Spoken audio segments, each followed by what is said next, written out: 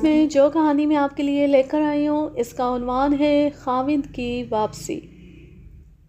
یہ واردات عجیب و غریب تھی اور پھر جس طرح جہانگیر اور مریم نے بیان دیے وہ بھی حیران کن بات تھی۔ حیران کن اس لیے کہ اتنا سچ یا اتنی دلیری سے سچ کوئی خدا کا خاص بندہ ہی بولتا ہوگا۔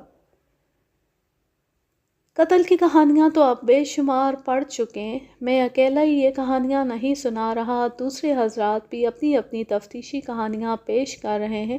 ہر قتل کا کوئی باعث ہوتا ہے، گھروں کے جھگڑے قتل کا باعث بن جاتے ہیں اور خاندانی دشمنیاں بھی چلتی ہیں، اور کبھی کوئی شخص اچانک اس قدر اشتعال میں آ جاتا ہے کہ بے قابو ہو کر قتل کی واردات کر دیتا ہے۔ انتقامی قتل بھی ہوتے ہیں، لیکن قتل کے پاس ایسی وارداتیں بھی دیکھی ہیں جن کے باعث نفسیاتی تھے۔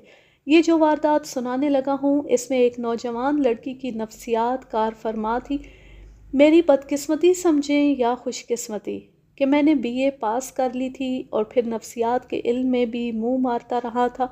میری ڈائریوں میں قتل اور ڈکیتیوں کے تقریباً ساری کیس محفوظ ہیں، لیکن جن کیسوں میں نفسیاتی عناصر پائے جاتے تھے انہیں میں خاص طور پر اپنے ریکارڈ میں لکھ لیا کرتا تھا۔ یہ کیس بھی ایسی چند ایک کیسوں میں سے ہے۔ کہانی مختصر لکھی جاتی ہے، جس کا یہ نقصان بھی ہوتا ہے کہ کچھ باتیں رہ جاتی ہیں اور پڑھنے والوں کو یہ شک ہو سکتا ہے کہ یہ من گھڑت قصہ ہے۔ ایک روز بیٹھے بیٹھے خیال آیا کہ زندگی کا کوئی بھروسہ نہیں، ایسا نہ ہو کہ میں چلتا بنوں اور نہایت دلچسپ اور عبرتناک کہانیاں آپ تک پہنچ ہی نہ سکے۔ جب قتل کی یہ واردات ہوئی اس وقت بھی میں کرائمز برانچ میں تھا۔ مقتول کوئی اہم شخصیت نہیں تھی کہ اس کے قتل کی تفتیش کرائمز برانچ کو دی جاتی۔ ایسی بھی کوئی بات نہیں تھی کہ مقتول کے لواحقین نے اوپر درخواست دے کر یہ ثابت کر دیا ہو کہ متعلقہ تھانے کا تھانے دار تفتیش میں کوتاہی کر رہا ہے اور وہ دانستہ قاتلوں کو پکڑ نہیں رہا۔ مقتول تو نامی گرامی غنڈہ اور بدماش تھا، جرائم پیشہ بھی کہہ سکتے ہیں۔ البتہ وہ سفید پوش بدماش تھا۔ اس کی عمر 40 سال سے شاید 1-2 سال اوپر تھی۔ خوبرو آدمی تھا اور شریفانہ لباس پہنتا تھا۔ جو لوگ اسے نہیں جانتے تھے وہ اسے سوسائٹی کا معزز آدمی سمجھتے تھے اور ذرا سا بھی شک نہیں کرتے تھے کہ یہ کسی اور کماش کا آدمی ہے۔ تھوڑا سا پڑھا لکھا تھا لیکن بولتا تھا تو پتہ چلتا تھا جیسے اچھا خاصا تعلیم یافتہ ہو۔ اس نے جرائم پیشہ افراد کا اپنا ایک گروہ بنا رکھا تھا۔ کسی کو بلیک میل کرنا ہوتا، کسی کے کرایہ دار سے مکان خالی کرانا ہوتا یا کسی سے پھنسی ہوئی رقم نکلوانی ہوتی یا ایسا ہی کوئی اور کام ہوتا، یہ شخص اپنے گروہ سے یہ کام کروا لیا کرتا اور فیس لیتا تھا۔ سرکاری طور پر بھی وہ ایسے کام کرتا تھا۔ وہ گھٹیا قسم کا غنڈہ اور بدماش نہیں تھا، میں اسے بڑی اچھی طرح جانتا تھا۔ میں ہی نہیں پوری کی پوری کرائمز برانچ اسے جانتی تھی اور کرائمز برانچ کے انگریز افسر بھی اس سے واقف تھے۔ اس کی وجہ یہ تھی کہ یہ شخص کرائمز برانچ کا قابل اعتماد مخبر تھا۔ یہ بھی ایک وجہ تھی کہ اس کے قتل کی تفتیش ہم لوگ خود کرنا چاہتے تھے۔ دوسری وجہ یہ ہوئی کہ یہ شخص ملٹری انٹیلیجنس کا بھی مخبر تھا۔ اس کے قتل کی خبر ملٹری کی انٹیلیجنس کو ملی تو انٹیلیجنس کا ایک انگریز افسر ہمارے افسروں کے پاس آیا اور کہا کہ اس شخص کے قتل کی تفتیش تھانے میں نہ ہو بلکہ کرائمز برانچ کرے، کیونکہ یہ شخص انٹیلیجنس کا مخبر تھا اور شک ہے کہ اسے دشمن نے مروایا ہوگا۔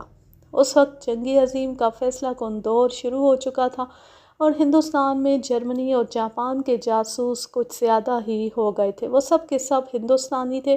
شک یہ تھا کہ جاسوسوں کے کسی رنگ کو پتہ چل گیا ہوگا کہ یہ شخص انٹیلیجنس کا مخبر ہے، یا انہیں یہ پتہ چلا ہوگا کہ ہمارے فلاں آدمی کو اس نے پکڑوا دیا تھا تو ان لوگوں نے اسے قتل کر دیا۔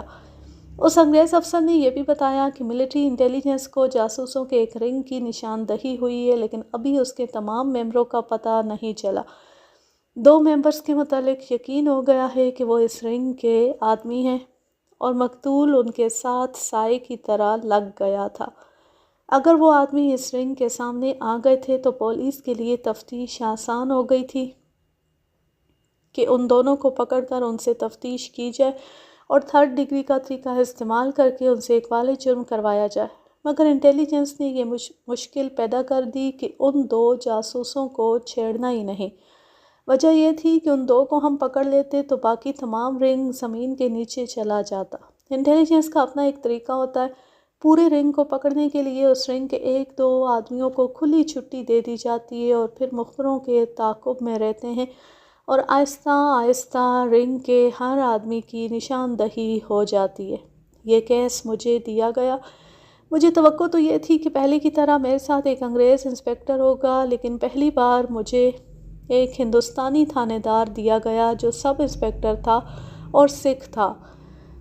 اس کا نام جگت سنگھ سندھو تھا۔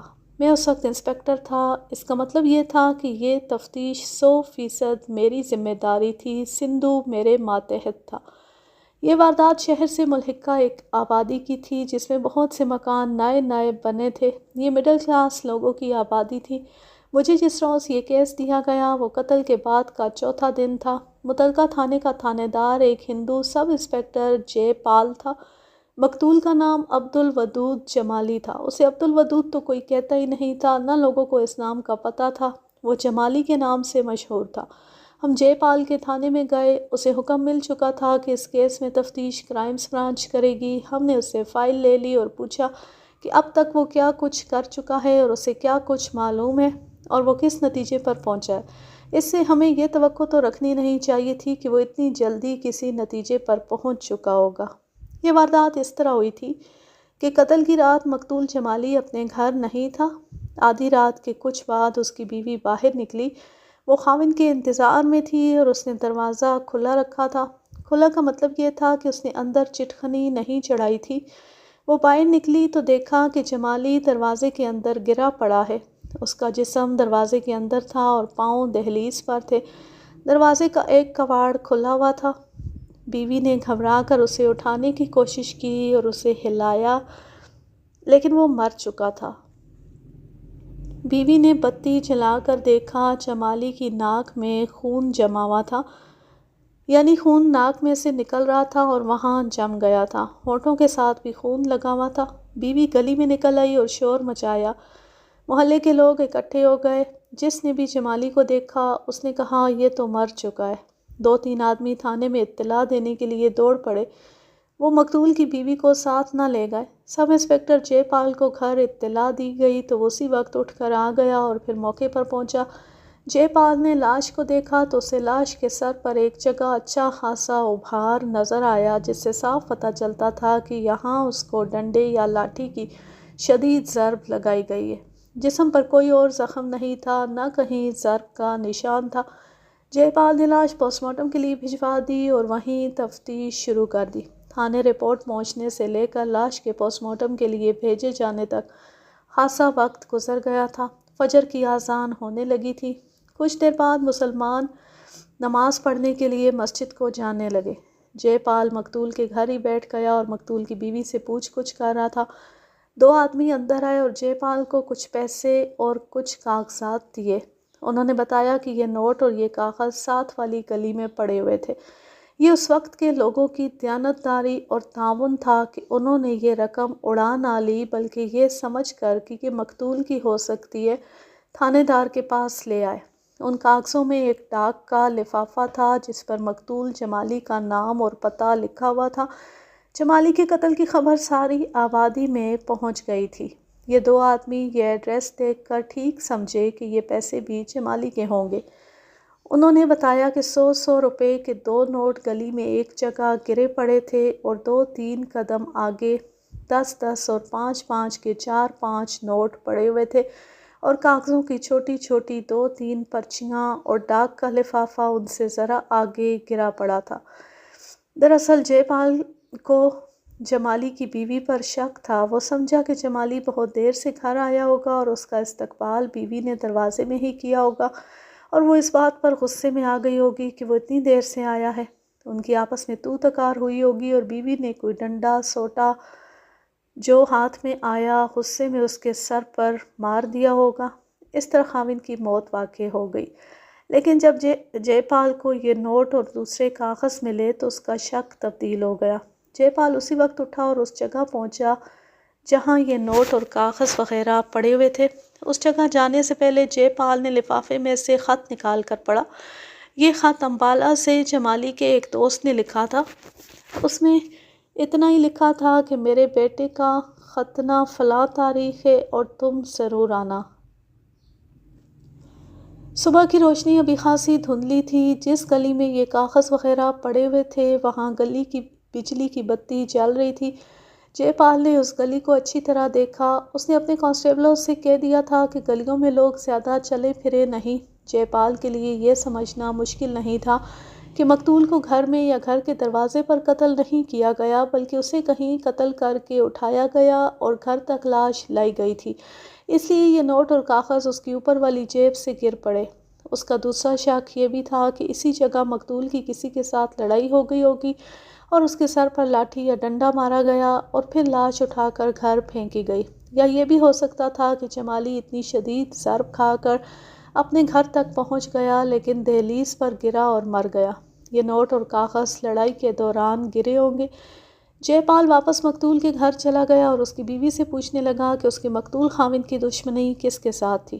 بیوی کو کچھ معلوم نہیں تھا۔ جے پال بھی مقتول کو جانتا تھا اور اسے معلوم تھا کہ جمالی کرائمز برانچ کا مخبر ہے اور اس نے افسروں کے ساتھ بڑا اچھا تعلق پیدا کر رکھا تھا۔ صبح بڑی اچھی طرح روشن ہو چکی تھی۔ جے پال مقتول کی بیوی سے پوچھ گچھ کر رہا تھا کہ پھر ایک آدمی نے اسے آ کر بتایا کہ گلی میں اس نے اور کچھ اور لوگوں نے خون کے دھبے دیکھے ہیں۔ جے پال فوراً اٹھا اور پھر اس گلی میں چلا گیا۔ یہ خون کے قطرے تھے جو گلی میں گرتے آئے تھے۔ جے پال نے ہمیں بتایا کہ ہر دھبا 98 جتنا بڑا تھا، یعنی آج کے 50 پیسے کے سکے جتنا بڑا۔ ہر دھبے یا قطرے کے درمیان 5-6 قدم یا اس سے کم فاصلہ تھا۔ بعض دھبوں پر گلی میں چلنے والے لوگوں کے پاؤں آ گئے تھے لیکن غور سے دیکھنے سے دھبا نظر آ جاتا تھا۔ جے پال خون کے یہ دھبے دیکھتا آیا اور آخری دھبا مقتول کے گھر سے 10-12 قدم دور تھا اور وہاں دھبوں کے درمیان فاصلہ زیادہ ہو گیا تھا۔ جے پال پھر واپس چل پڑا اور دھبے دیکھتا گیا۔ دھبے اسے اس گلی میں سے ایک اور گلی میں لے گئے اور یہ گلی آگے سے مڑتی تھی، اس میں بھی یہ دھبے نظر آئے اور ایک جگہ دھبوں کا درمیانی فاصلہ کم ہو گیا اور پھر ایک جگہ دھبے ختم ہو گئے۔ جے پال عقل والا اور تجربے والا تھانے دار تھا۔ اس نے لاش دیکھی تو لاش کے ہونٹوں پر خون لگا ہوا تھا اور ناک کے باہر یعنی نتنوں میں خون جمع ہوا تھا۔ اس نے بالکل ٹھیک سوچا کہ مقتول کو کہیں اور قتل کیا گیا اور اس کی لاش کندھے پر اٹھا کر اس کے گھر لائی گئی۔ لاش کا منہ نیچے ہوگا اس لیے اس کی ناک سے خون گرتا رہا۔ اگر مقتول اپنے پاؤں چل کر گھر تک پہنچا ہوتا تو خون سے اس کے کپڑے لال ہوتے لیکن اس کے کپڑوں پر خون کا ذرا سا بھی دھبا یا قطرہ نہیں تھا۔ اب جے پال کی توجہ جرائم پیشہ لوگوں کی دنیا کی طرف ہو گئی۔ جمالی کوئی شریف آدمی تو نہیں تھا، اس کا اپنے جیسے کسی بدماش کے ساتھ جھگڑا ہو گیا ہوگا اور اس کے سر پر ضرب لگا کر مار گیا اور اس کی لاش اٹھا کر اس کے دروازے میں پھینک دی۔ لاش ہمدردی کی وجہ سے نہیں پھینکی گئی ہوگی بلکہ یہ ایک قسم کی طنز تھی کہ یہ لو اپنے آدمی کی لاش وصول کر لو۔ اس سے جے پال کو پھر جمالی کی بیوی پر شک ہوا۔ اگر جمالی کی لاش طنز کے طور پر اس کے دروازے پر پھینکی گئی تھی تو یہ طنز مقتول کی بیوی پر کی گئی تھی، لیکن بیوی کہتی تھی کہ وہ جمالی کے کسی بھی دشمن کو نہیں جانتی، نہ ہی اس کی باہر کی سرگرمیوں اور کام کاج سے اسے کچھ واقفیت تھی۔ جے پال نے اب پوری توجہ جرائم پیشہ لوگوں پر مرکوز کر لی تھی اور کچھ چیدہ جرائم پیشہ افراد کو تھانے بلا کر پابند کر لیا تھا اور ان پر جی بھر کر تشدد کر رہا تھا۔ اس نے ٹھیک سوچا تھا کہ جمالی کا دشمن اسی کی زمین دوز دنیا کا ہی کوئی فرد ہو سکتا تھا۔ اس کے مخبر پوری طرح سرگرم تھے لیکن انہیں کچھ بھی پتہ نہیں چل رہا تھا۔ تمام مخبر ایک رپورٹ دیتے تھے کہ جمالی کا کوئی دشمن نہیں تھا اور نہ کوئی اس سے دشمنی مول لیتا تھا، کیونکہ سب جانتے تھے کہ جمالی کا اثر و رسوخ پولیس کے افسروں تک ہے اور وہ ملٹری انٹیلیجنس کا کام بھی کرتا ہے۔ ہم نے یہ کیس اپنے ہاتھ میں لے لیا اور اس طرح تفتیش شروع کر دی جیسے ہمیں مقتول کے متعلق کچھ بھی نہیں بتایا گیا۔ میں اور سب انسپکٹر جگت سنگھ سندھو اپنی کوئی لائن اختیار کرنا چاہتے تھے۔ پوسٹ مارٹم رپورٹ میں لکھا تھا کہ مقتول کے سر پر وزنی ڈنڈا یا لاٹھی یا کوئی وزنی چیز ڈنڈے کی شکل میں ماری گئی جس سے اس کا دماغ مجروح ہو گیا تھا۔ دماغ سے خون نکلتا رہا۔ عجیب بات یہ ہوئی کہ کھوپڑی کی کھال ذرا سی بھی نہیں پھٹی، لیکن کھوپڑی ذرا سی فریکچر ہو گئی تھی۔ دماغ سے اگر خون نکلے تو اکثر یہ ہوتا ہے کہ خون جسم کے اندر جاتا رہتا ہے، اور بعض کیسوں میں یہ خون ناک اور منہ کے راستے باہر آتا ہے۔ ہم بھی اسی رائے کو صحیح تسلیم کرنے لگے کہ مقتول کو کہیں اور مارا گیا اور اسے کندھے پر یا کسی ایسے طریقے سے اٹھا کر گھر لایا گیا کہ اس کا منہ نیچے کی طرف تھا اور خون ناک کے راستے گلی میں گرتا آیا۔ ہم نے بھی توجہ جرائم پیشہ لوگوں پر مرکوز کر دی اور اپنے مخبر سرگرم کر دیے۔ جے پال سے کہا کہ وہ مقتول کے محلے کے اور اس آبادی کے ایسے 2-3 معززین ہمارے کرائمز برانچ کے دفتر میں بھیج دے جو جمالی کے گھر سے واقف ہوں اور دوسرے گھروں کی بھی خبر رکھتے ہوں۔ میں نے اپنی کہانیوں میں کئی بار بتایا کہ یہ خاص قسم کے معززین ہوتے تھے جن کا اپنے اپنے محلے میں روب دھاپ ہوتا تھا، لیکن وہ درپردہ پولیس کے مخبر ہوتے تھے۔ وہ تھانے دار کی خوشنودی حاصل کرنے کی کوشش میں لگے رہتے تھے اور ضرورت پڑتی تو ایک دوسرے کی مخبری بھی کر دیتے تھے۔ جے پال کو معلوم تھا کہ ہمیں اسی قسم کے معززین کی ضرورت ہے۔ ایسے 3 معززین شام سے کچھ پہلے ہمارے پاس پہنچ گئے۔ ان سے ہم نے مقتول کی بیوی کے متعلق پوچھا۔ انہوں نے بتایا کہ مقتول کی بیوی بڑی خوبصورت عورت ہے اور 35-36 سال عمر کی ہے۔ یہ اس کی دوسری شادی تھی۔ لوگ حیران تھے کہ اس عورت نے ایک ہنڈے اور بدماش کے ساتھ شادی کر لی ہے۔ اس عورت کی پہلی شادی 19-20 سال کی عمر میں ایک عزت دار گھرانے میں ہوئی تھی۔ وہ آدمی سرکاری دفتر میں ملازم تھا۔ اس کے ساتھ اس عورت کی بن ہی نہ سکی۔ وجہ یہ تھی کہ یہ لڑاکی قسم کی عورت تھی اور خاوند کو کچھ سمجھتی نہیں تھی۔ اس کی کوئی اولاد بھی نہ ہوئی۔ ہمیں ان معززین نے پورے یقین کے ساتھ بتایا کہ اولاد نہ ہونے کا نقص اس عورت میں تھا۔ 7-8 سال بعد اس شخص نے اس عورت سے تنگ آ کر طلاق دے دی۔ 5-6 سال بعد اس عورت نے جمالی کے ساتھ شادی کر لی۔ ہمیں بتایا گیا کہ اس عورت کو طلاق ہوئی تھی تو اس کی عمر 28 سال کے لگ بھگ تھی۔ اس کی خوبصورتی دیکھنے سے تعلق رکھتی تھی۔ اس کا کوئی بچہ پیدا نہیں ہوا تھا، نہ اس نے کسی بچے کو دودھ پلایا تھا، اس لیے اس کی جوانی اس طرح برقرار رہی کہ اپنی اصل عمر سے بہت کم لگتی تھی۔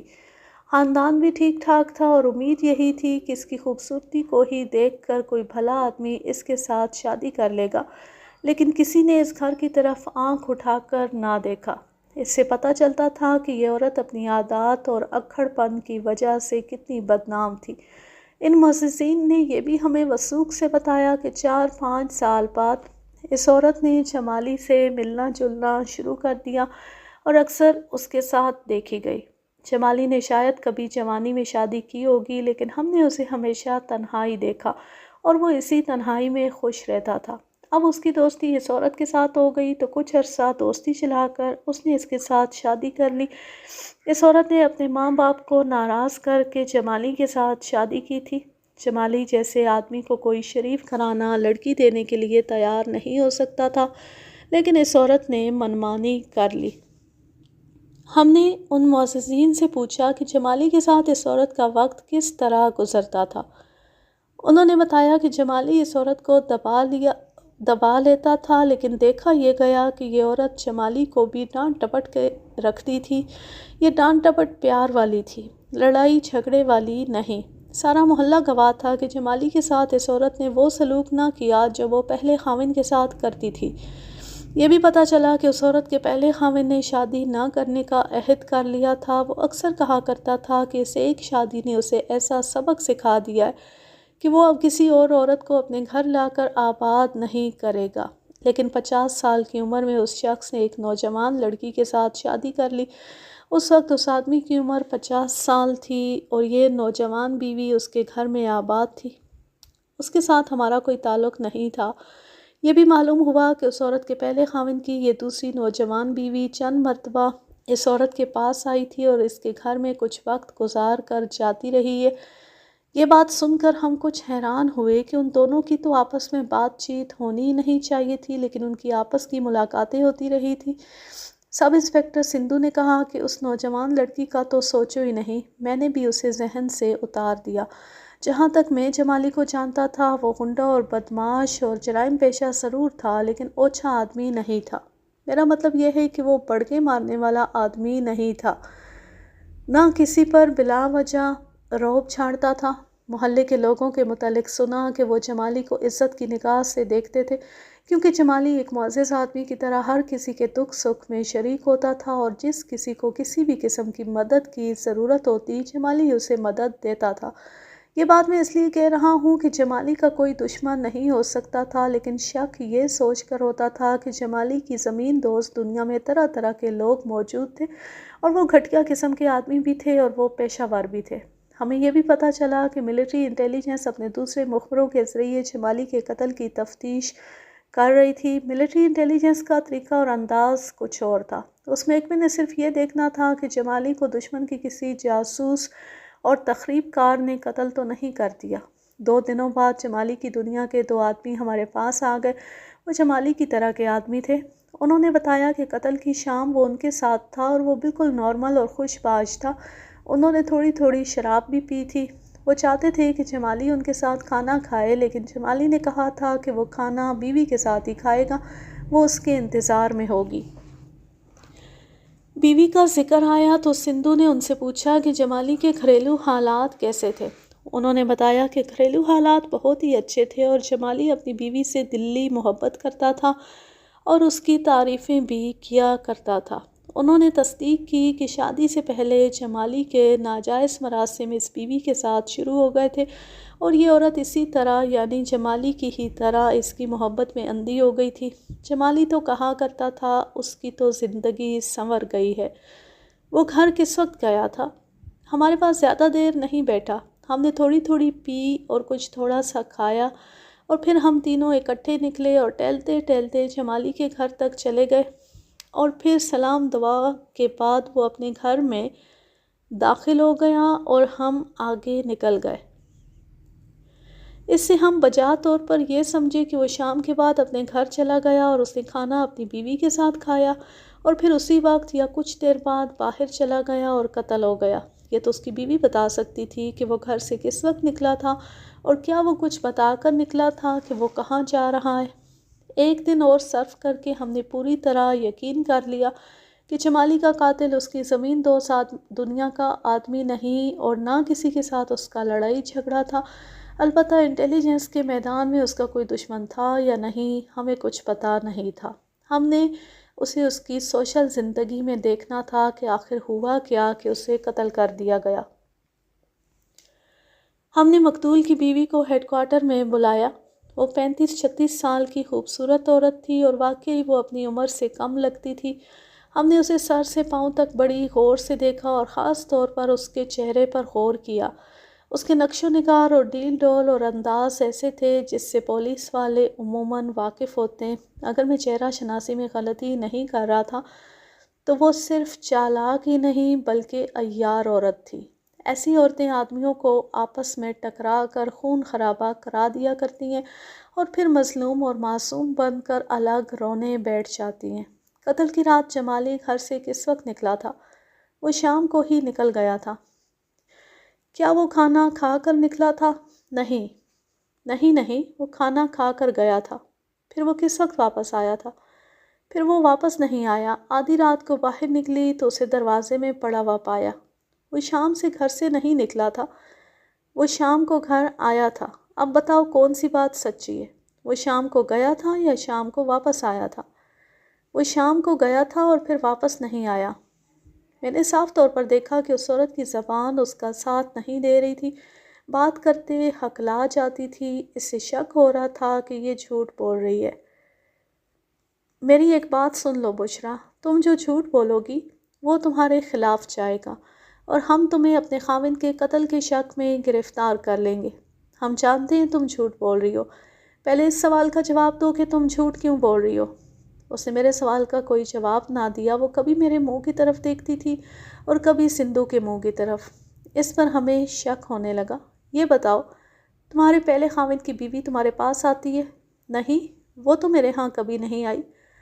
سندھو نے کچھ سوچ کر یہ سوال کیا تھا، لیکن بشرا جھوٹ بول گئی۔ سندھو اٹھا اور کمرے سے نکل گیا۔ واپس آیا تو اس کے ساتھ ایک کانسٹیبل تھا۔ سندھو نے اس کانسٹیبل سے کہا کہ اس عورت کو اپنے ساتھ لے جاؤ اور کمرے میں بٹھا کر خود وہیں موجود رہو۔ ملک جی، یہ عورت صاف نہیں۔ جے پال کا نمبر ملاؤ۔ ٹیلی فون ہمارے دفتر میں تھا۔ سندھو نے خود ہی نمبر ملایا اور جے پال مل گیا۔ سندھو نے اس سے بہت سی باتیں پوچھیں۔ جے پال نے بھی بشریٰ سے بیان لیا تھا۔ سندھو نے اس بیان میں سے کچھ باتیں جے پال سے پھر پوچھی۔ جے پال نے بھی بتایا کہ اس کے مخبروں نے اسے بتایا تھا کہ جمالی فلاں فلاں آدمی کے ساتھ شام کو اپنے گھر چلا گیا تھا۔ اس کے علاوہ جے پال نے کچھ اور باتیں بتائیں جو بشریٰ کے خلاف جاتی تھی۔ یہ بھی پتہ چلا کہ بشریٰ نے جے پال کے ساتھ کچھ اور باتیں کی تھی اور ہمارے پاس آ کر بالکل جھوٹ بول رہی تھی۔ سندھو اور جے پال کے درمیان خاصی دیر باتیں ہوتی رہیں۔ بعد میں سندھو نے مجھے بتایا کہ اس عورت کے متعلق جے پال کی رائے اچھی نہیں۔ جے پال کی جو باتیں سندھو سے ہوئی تھی وہ سندھو نے مجھے بتائیں تو ہم اس نتیجے پر پہنچے کہ بشریٰ نے اپنے خاوند کو اگر قتل نہیں کیا تو اسے معلوم ضرور ہے کہ قاتل کون ہے یا قتل کی وجہ کیا ہے۔ یہ تو میں نے دیکھ لیا تھا اور سندھو نے بھی یہی بات نوٹ کی تھی کہ عورت کچھ چھپانے کی کوشش کر رہی تھی۔ میری گل من ملکہ، سب انسپکٹر جگت سنگھ سندھو نے بڑی بے تکلفی سے کہا، اس کے پہلے خاوند کو بلاتے، وہ بتائے گا کہ یہ عورت چیز کیا ہے۔ ہم نے اگلے روز اس کے پہلے خاوند کو بلا لیا۔ وہ صحیح معنوں میں معزز آدمی تھا۔ اس کی عمر 50 سال یا اس سے ذرا ہی زیادہ ہوگی۔ چہرے سے، لباس اور انداز سے وہ عزت دار اور تعلیم یافتہ لگتا تھا۔ ہم نے اسے اسی احترام سے بٹھایا جس احترام کا وہ حقدار تھا۔ آپ کو معلوم ہوگا کہ آپ کی پہلی بیوی کا دوسرا خاوند قتل ہو گیا ہے۔ ہم آپ سے آپ کی پہلی بیوی کے متعلق کچھ معلوم کرنا چاہتے ہیں۔ ہم امید رکھیں گے کہ آپ ہمارے ساتھ تعاون کریں گے۔ اس نے تعاون کا وعدہ کیا اور بشریٰ کے متعلق بتانا شروع کر دیا۔ اس نے کہا کہ یہ عورت جتنی خوبصورت اور جسم کے لحاظ سے کشش والی ہے، اس کی فطرت اتنی گندی اور خطرناک ہے۔ اس کی خوبصورتی تو حوروں جیسی ہے لیکن اندر سے یہ مکمل شیطان ہے۔ اس نے بشریٰ کو چڑیل بھی کہا اور بدرو بھی۔ اس نے کہا کہ یہ دو انسانوں کے درمیان غلط فہمیاں اور فساد پھیلانے میں لذت محسوس کرتی ہے۔ اس کی دوسری خطرناک عادت غیبت ہے۔ اس کے منہ سے کبھی صلح صفائی کی بات نہیں نکلی، نہ کسی کے لیے اس کی زبان سے خیر کا کلمہ نکلتا ہے۔ اس سے دوسروں میں نقائص اور خرابیاں ہی نظر آتی ہیں۔ اس شخص نے جس کا نام جہانگیر تھا بشریٰ کے متعلق بڑی لمبی چوڑی باتیں بتائیں۔ یہ میں آپ کو مختصر کر کے بتاتا ہوں۔ نوجوانی کی عمر میں بشریٰ اور جہانگیر کی شادی ہوئی تھی۔ جہانگیر اس کی خوبصورتی پر مر مٹا اور اسے ایک نشہ یا جادو سمجھ کر اپنے اوپر طاری کر لیا۔ جہانگیر اسے معصوم اور بھولی بھالی لڑکی سمجھتا رہا، لیکن شادی کے بعد ایک ہفتہ ہی گزرا ہوگا کہ بشریٰ نے پرسے نکالنے شروع کر دیے۔ جہانگیر نے دیکھا کہ یہ جو اتنی بھولی بھالی اور معصوم نظر آتی ہے، باتوں اور حرکتوں میں بوڑھی عورتوں جیسی پختہ کار ہے۔ یوں لگتا تھا جیسے بشریٰ کے نوجوان اور خوبصورت جسم میں کوئی خبیث روح چھپی ہوئی ہے۔ جہانگیر کے والدین کی خاصی کشادہ حویلی تھی جس میں جہانگیر کا باپ، ماں اور اس کا بڑا بھائی جو بیوی بچوں والا تھا رہتا تھا۔ ان سب کی گھریلو زندگی بڑی اچھی اور خوش و خرم گزر رہی تھی، لیکن بشریٰ اس گھر میں بیاہ کر آئی تو اس نے جھوٹ بول بول کر ایسی فضا پیدا کر دی کہ ہر کسی کے خلاف غلط فہمیاں پیدا ہونے لگیں۔ بشریٰ کچھ تو خوبصورت تھی، معصوم سی بھی لگتی تھی، اس لیے سب کہتے تھے کہ یہ لڑکی جھوٹ نہیں بول سکتی، لیکن جھوٹ اس کی فطرت کا بنیادی پتھر تھا۔ وہ بلا ضرورت بھی جھوٹ بولتی تھی۔ اس خاندان کی آمدنی اچھی خاصی تھی۔ جہانگیر خود بھی ملازم تھا اور اس کا باپ پینشن لیتا تھا، اور زیادہ آمدنی جہانگیر کے بڑے بھائی کی تھی کیونکہ اس کا جنرل سٹور تھا جو بہت اچھا چل رہا تھا۔ یہ ساری آمدنی باپ کے پاس اکٹھی ہو جاتی تھی اور باپ اس آمدنی کو صحیح طریقے سے تقسیم اور خرچ کرتا تھا۔ اس گھر میں برکت ہی برکت تھی، لیکن بشریٰ نے ایسے حالات پیدا کر دیے کہ اس گھر سے برکت اٹھنے لگی۔ دراصل بشریٰ چاہتی یہ تھی کہ اس کا تعلق صرف اس کے خاوند کے ساتھ رہے اور خاوند اپنی ساری تنخواہ اس کے ہاتھ میں دیا کرے۔ جہانگیر کو یہ صورت منظور نہیں تھی۔ جہانگیر نے بتایا کہ بشریٰ کسی غریب گھر سے تو نہیں آئی تھی، لیکن خرابی یہ تھی کہ بشریٰ کے ماں باپ کی نظریں بھوکی تھی اور وہ دوسروں کے مال کو اپنا مال سمجھ لیا کرتے تھے۔ بشریٰ کی ماں لالچی عورت تھی۔ اس نے اپنے خاوند کو اس گھر میں آتی ہی اپنے قبضے میں لے لیا تھا، اور قبضے میں بھی ایسا لیا کہ اسے کٹ پتلی بنا لیا تھا۔ بشریٰ نے اپنے گھر میں جو کچھ دیکھا اور ماں نے اسے جو کچھ سکھایا، اس کے مطابق وہ جہانگیر کے گھر میں ازدواجی زندگی بسر کرنا چاہتی تھی، اور اسی کو وہ جائز اور صحیح سمجھتی تھی۔ جہانگیر کے گھر کی اتنی زیادہ آمدنی دیکھ کر بشریٰ کا دماغ خراب ہو گیا تھا۔ جہانگیر نے تسلیم کیا کہ یہ غلطی اس کی تھی۔ وہ اس لڑکی کے حسن سے اور اس کی فریب کارانہ باتوں سے اتنا متاثر ہو گیا تھا کہ اس کے دل سے اپنے ماں باپ کا احترام اور بھائی کی محبت تقریباً نکل گئی تھی۔ بشریٰ بات ایسے انداز سے کرتی تھی کہ جہانگیر اسے سچ سمجھ لیتا تھا۔ یوں کہیں کہ جہانگیر بشریٰ کی محبت میں عقل کا اندھا ہو گیا تھا۔ وہ اس کی ہر فرمائش پوری کرتا تھا اور وہ جتنے پیسے مانگتی تھی دے دیتا تھا۔ یہ تو کئی سالوں بعد جہانگیر کو پتہ چلا کہ بشریٰ اس طرح پیسے بٹور کر اور مار کر اپنے ماں باپ کو دے آتی تھی۔ جہانگیر اسے اس کی فرمائش کے مطابق کپڑے سلوا دیتا تو یہ کپڑے بھی وہ اپنے میکے چھوڑ آتی تھی۔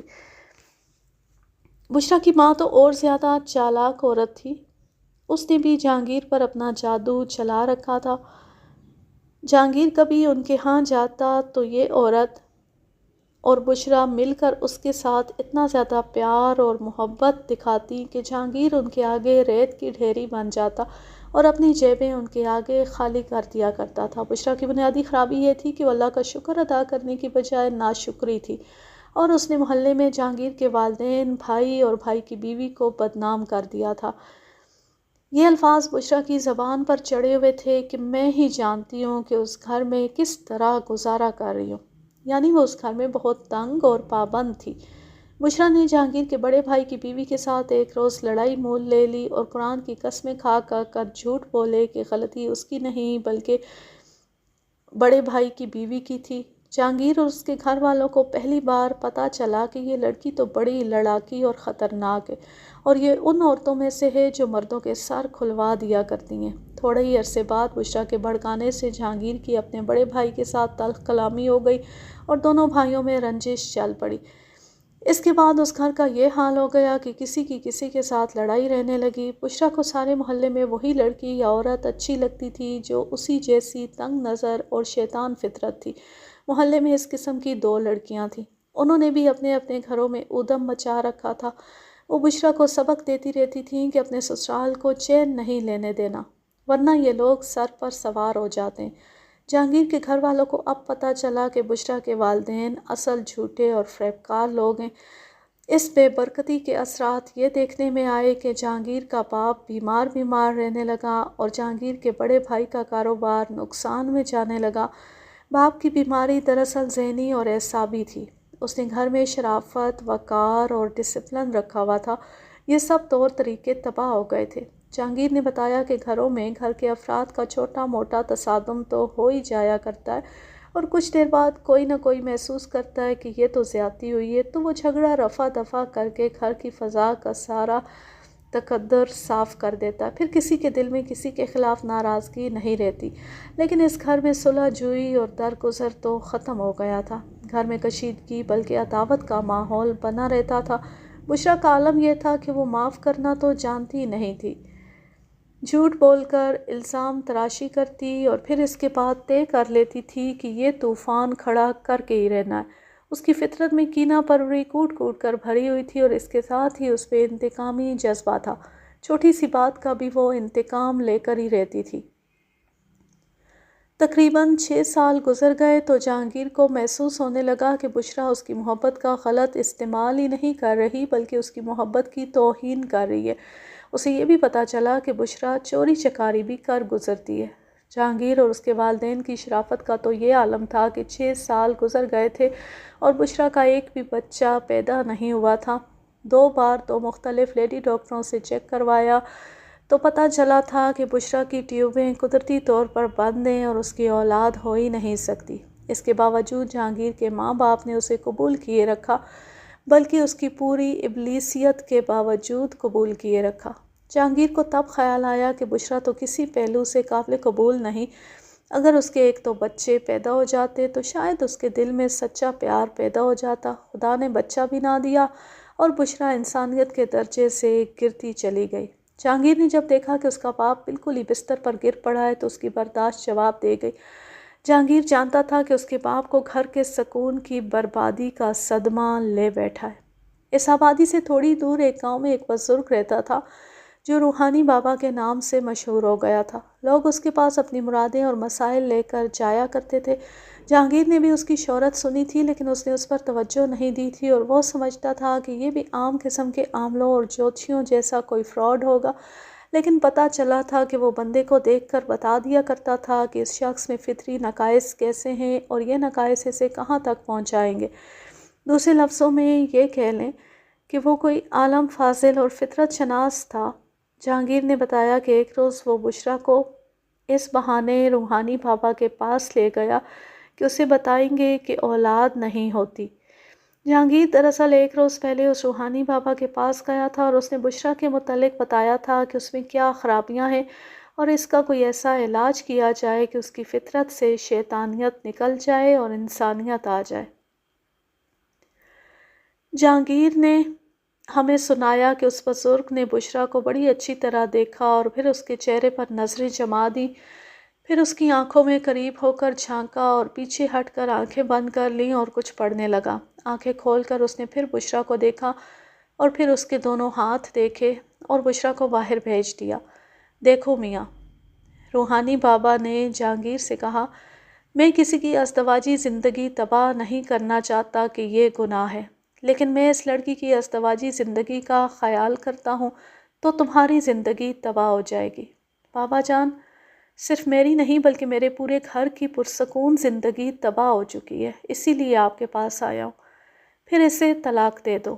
بعض انسان منحوس ہوتے ہیں، یہ علم سمجھنے کی کوشش نہ کرو، یہ لڑکی اپنی فطرت میں نحوست اٹھائے ہوئے ہے۔ اللہ تبارک و تعالیٰ ہر انسان کو فرشتوں کی پاکیزگی دے کر دنیا میں بھیجتا ہے، لیکن کچھ ماں باپ ایسے ہوتے ہیں جو ان فرشتوں کو شیطان بنا دیتے ہیں۔ اس لڑکی کی فطرت ایسی بن گئی ہے جس پر کوئی تعویذ اور کوئی روحانی عمل اثر نہیں کر سکتا۔ اگر اسے اپنے پاس رکھو گے تو یہ کسی بھی وقت خون خرابہ کرا دے گی۔ روحانی بابا نے صاف الفاظ میں جہانگیر کو بتا دیا کہ یہ لڑکی جہاں بھی قدم رکھے گی وہاں کے حالات الٹا ہی پلٹا کھا جائیں گے۔ روحانی بابا نے عجیب بات یہ بتائی کہ یہ لڑکی اپنے ماں باپ کے لیے ہی بابرکت ہے کیونکہ اس کے ماں باپ جھوٹ اور فریب کاری کو اپنا ایمان سمجھتے ہیں۔ جہانگیر نے آخر بشریٰ کو طلاق دے دی۔ بشریٰ اس گھر سے نکلی تو یہ کہہ کر نکلی کہ جہانگیر، جب بھی موقع ملا میں تمہیں دنیا کے تختے سے اٹھا دوں گی۔ بشریٰ کا گھر اسی آبادی کے ایک اور محلے میں تھا جو جہانگیر کے گھر سے دور نہیں تھا۔ بشریٰ اپنی دوسری شادی تک یہ دھمکی دہراتی رہی کہ وہ جہانگیر سے انتقام لے گی۔ وہ جس عورت سے ملتی اور جہاں جا بیٹھتی یہ دھمکی ضرور سناتی۔ اس عورت کا کردار دیکھیں۔ طلاق کے 2-2.5 سال بعد بشریٰ نے جمالی کے ساتھ تعلقات پیدا کر لیے۔ جمالی ان کے گھر جاتا رہتا تھا۔ مجھے دوست کہتے تھے کہ تم نے اچھا کیا کہ اسے طلاق دے دی تھی۔ آپ اس آبادی کے کسی شخص سے پوچھ لیں، وہ آپ کو بشریٰ اور جمالی کے یارانے کی باتیں سنائے گا، لیکن جناب بشریٰ کو بدنامی کی ذرا سی بھی پرواہ نہیں تھی۔ وہ اچھے سے اچھے کپڑے پہنتی اور آبادی میں گھومتی پھرتی تھی۔ میرا خیال ہے کہ اس کے ماں باپ کو بھی پرواہ نہیں تھی کہ بیٹی بدنام ہو گئی ہے۔ جمالی ان کے منہ میں ہڈی دیے رکھتا ہوگا۔ وہ تو جو ہوا سو ہوا ہوگا۔ میرے ساتھ ٹریجڈی یہ ہوئی کہ والد صاحب صدمے سے فوت ہو گئے اور اس کے تھوڑا ہی عرصے بعد والدہ بھی فوت ہو گئیں۔ بڑا بھائی بشریٰ کے سلوک سے اور اس کی آئے دن کی لڑائیوں سے تنگ آ کر الگ ہو گیا تھا۔ وہ اس آبادی سے ہی نکل گیا اور اپنا جنرل سٹور بھی شفٹ کر لیا۔ بشریٰ نے ہم دونوں بھائیوں کو ایک دوسرے کا دشمن بنا دیا تھا۔ ایک ذاتی سوال پوچھ رہا ہوں، آپ نے اس عمر میں آ کر ایک نوجوان لڑکی کے ساتھ شادی کر لی ہے، کیا یہ نوجوان بیوی آپ سے خوش رہتی ہے؟ یہ آپ اس سے پوچھیں، میں تو یہی کہوں گا کہ خوش رہتی ہے۔ میں جانتا ہوں آپ نے یہ سوال کیوں کیا ہے۔ آپ شاید یہ سن کر حیران ہوں گے کہ اس لڑکی کے ساتھ میں نے نہیں بلکہ لڑکی نے میرے ساتھ شادی کی ہے، یہ اس کی مرضی اور پسند کی شادی ہے۔ مجھے اس کے ساتھ کوئی دلچسپی نہیں، ویسے ہی پوچھ لیا تھا۔ بات دراصل یہ کرنی تھی کہ سنا ہے آپ کی بیوی بشریٰ سے ملتی ملاتی ہے، کیا آپ کو معلوم ہے؟ میں نے بھی سنا ہے۔ بشریٰ کا گھر کوئی زیادہ دور نہیں، عورتوں کی ملاقاتیں ہوتی رہتی ہیں۔ میں نے اپنی بیوی کو روکا نہیں بلکہ اسے بشریٰ کے متعلق بتایا تھا کہ وہ کس فطرت کی عورت ہے۔ میں کوئی ایسا تنگ نظر بھی نہیں کہ بیوی کے پاؤں میں بیڑیاں اور زبان پر تالے ڈال دوں۔ میں کچھ وہمی ضرور ہوں لیکن بے جا پابندیوں کا قائل نہیں۔ آپ یہ باتیں میری بیوی سے پوچھ سکتے ہیں۔ نہیں جہانگیر صاحب، یہ آپ کا اور آپ کی بیوی کا ذاتی معاملہ ہے، میں کسی سے کچھ نہیں پوچھوں گا۔ آپ سے ایک بات اور پوچھنی ہے، بشریٰ کے متعلق آپ کی کیا رائے ہے؟ کیا یہ عورت قتل کروا سکتی ہے؟ آج جب میں اس وقت کو ذہن میں تازہ کر رہا ہوں تو مجھے جہانگیر اپنے سامنے بیٹھا نظر آ رہا ہے۔ میرا سوال سن کر پہلے تو اس نے سر جھکا لیا اور پھر سر اٹھا کر مسکرایا۔ یہ عورت جو چاہے کر سکتی ہے اور جو چاہے کروا سکتی ہے۔ ہم تو امن پسند اور عزت دار لوگ تھے، کئی باتیں ٹال جاتے تھے، ورنہ اس عورت نے ہمیں پڑوسیوں سے بھی ٹکرا دیا تھا۔ میں جمالی کو اچھی طرح جانتا تھا، اس کے ساتھ سلام دعا بھی تھی۔ وہ قتل کر بھی سکتا تھا اور قتل کروا بھی سکتا تھا، لیکن چھوٹی موٹی لڑائیاں نہیں لڑتا تھا۔ اس کی بیوی یعنی بشریٰ نے کسی کے ساتھ ناجائز تعلقات پیدا کر لیے ہوں گے، اس کے لیے یہ کوئی مذموم حرکت نہیں۔ اگر اس نے جمالی کو قتل کروا دیا ہے تو میں حیران نہیں ہوں گا۔ سب انسپکٹر جگت سنگھ سندھو نے اس سے کچھ اور سوال پوچھے اور پھر ہم نے اسے رخصت کر دیا۔ ان دنوں وہ ایک سرکاری محکمے میں ایک گزٹڈ پوسٹ پر تھا۔ بشریٰ کو ہم نے ہیڈ کوارٹر میں ہی روکا ہوا تھا۔ ہم جانتے تھے کہ وہ کتنی پریشان ہوگی۔ ہم اسے اس سے بھی زیادہ پریشان کرنا چاہتے تھے۔ اس عورت کے متعلق ہمیں جتنی بھی رپورٹیں ملی تھیں وہ اس کے خلاف جاتی تھیں۔ وہ ہمارے سامنے جھوٹ بھی بول چکی تھی۔ اب ہم نے اسے تفتیش کی چکی میں پیسنا تھا، لیکن سندھو نے کہا کہ ابھی اسے رہنے دیں، رات کو اسے بلائیں گے۔ چنانچہ اسے ہم نے وہیں پابند رکھا۔ اس کی نگرانی پر جسے مقرر کیا گیا تھا اس نے بتایا کہ وہ بیٹھی رو رہی ہے اور بہت ہی بے چین ہے۔ میں اور سندھو دوسرے کاموں میں مصروف ہو گئے۔ ہم نے ملٹری انٹیلیجنس کے ساتھ بھی رابطہ رکھا ہوا تھا۔ ہم تو دعا کرتے تھے کہ انٹیلیجنس والی قاتل کو پکڑ لیں، لیکن ادھر فون کیا تو پتہ چلا کہ ابھی تک انہیں سراغ نہیں ملا۔ میں اور سندھو رات 11 بجے کے لگ بھگ اپنے ہیڈ کوارٹر میں گئے۔ بشریٰ کو جس ہیڈ کانسٹیبل کے حوالے کر رکھا تھا اسے کہا کہ وہ بشریٰ کو ہمارے کمرے میں بٹھا دے۔ ہم دونوں باہر کھڑے تھے۔ سندھو نے مجھے کہا کہ تم اکیلے اندر جاؤ اور اس عورت پر اپنی مسلمانی کا جال پھینکو اور اس کے ہمدرد بن جاؤ۔ مجھے گالیاں دینا اور کہنا کہ یہ سکھ کافر ہے، تمہیں نہیں چھوڑے گا۔ سندھو نے اپنے آپ کو 3 بڑی ننگی اور دلچسپ گالیاں دیں اور کہا کہ یہ گالیاں دینا۔ ننگی گالیاں تو سکھوں کا تکیہ کلام ہوتا ہے، گالیوں کے بغیر وہ اپنی ہر بات کو ادھورا سمجھتے ہیں۔ میں اکیلا کمرے میں داخل ہوا اور دروازہ بند کر دیا۔ بشریٰ کرسی پر بیٹھی ہوئی تھی۔ مجھے دیکھتی ہی اٹھی اور جھپٹ کر میرے گلے لگ گئی۔ میں دراز قد آدمی ہوں، اس کا قد اتنا نہیں تھا۔ اس نے میرا چہرہ اپنے دونوں ہاتھوں میں لے لیا اور اپنے چہرے کے بالکل قریب کر لیا۔ اس نے بے حجابی کی 1-2 حرکتیں کیں تو میں نے اپنے آپ کو سنبھال لیا اور اس کے کندھے پکڑ کر ذرا پیچھے کیا۔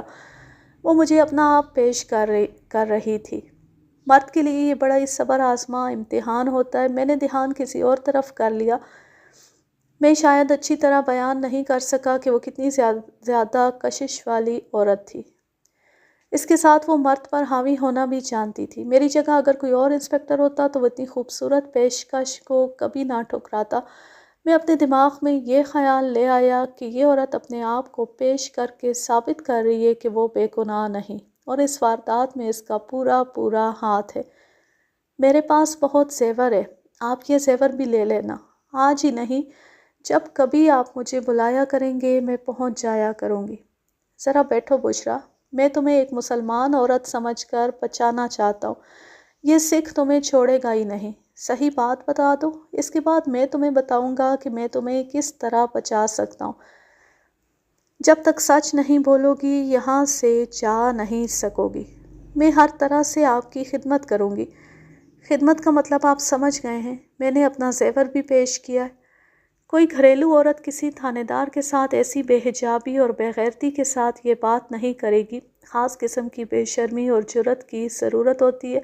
بظاہر بشریٰ بھی گھریلو عورت تھی، لیکن اس نے جمالی سے یہ ہاتھ سیکھ لیے تھے۔ جمالی پولیس کے ساتھ تعلق رکھنے والا آدمی تھا اور وہ بشریٰ کے ساتھ پولیس اور جرائم کی زبان میں ہی باتیں کرتا ہوگا۔ بشریٰ کی اس پیشکش سے اس کے کردار کا اندازہ ہوتا تھا۔ بہرحال میں نے اسے اپنے جال میں لے لیا اور سب انسپکٹر سندھو نے جو طریقہ بتایا تھا میں نے وہ بھی استعمال کیا۔ حقیقت دراصل یہ تھی کہ بشریٰ کے پاؤں کے نیچے سے زمین نکل چکی تھی۔ اس نے اپنے پہلے خاوند جہانگیر کو ہمارے پاس آتے اور بہت دیر بعد واپس جاتے دیکھ لیا تھا۔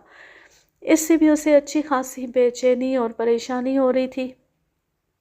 اس نے مجھ سے پوچھا کہ جہانگیر کیا باتیں کر گیا ہے اور اس نے اس کے متعلق کیا کہا ہے۔ سب کچھ بتا دوں گا بشریٰ، وہ بہت کچھ بتا گیا ہے۔ اس نے کوئی پردہ رہنے نہیں دیا۔ ہم دونوں جہانگیر کی دوسری بیوی سے بھی مل چکے، ہم اس کے گھر گئے تھے۔ تم کہتی ہو کہ اس لڑکی کے ساتھ تمہاری کوئی ملاقات نہیں ہوئی، لیکن لڑکی نے تو کوئی اور ہی قصہ سنا دیا ہے۔ میں نے دیکھا کہ بشریٰ کے چہرے کا رنگ بالکل ہی بدل گیا اور اس کی آنکھوں میں سفیدی سی آ گئی۔ یہ گھبراہٹ کی انتہا کی علامت ہوتی ہے جو غشی تک بھی پہنچ جایا کرتی ہے۔ میں جان گیا کہ میرا اندھیرے میں چلایا ہوا تیر ٹھکانے پر جا لگا ہے۔ مجھ پر آپ کو کیا شک ہے؟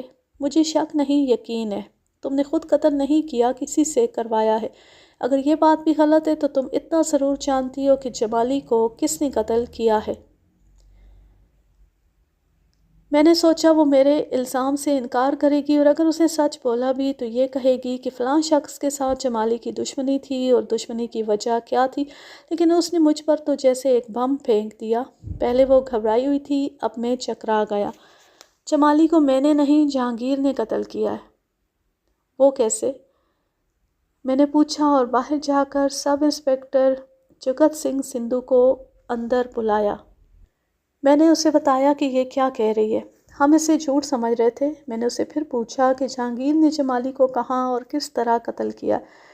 اس نے قتل کی وجہ یہ بتائی کہ جہانگیر کی دوسری بیوی اس کے پاس آتی رہتی تھی۔ اس کی نوجوان بیوی کا نام مریم تھا۔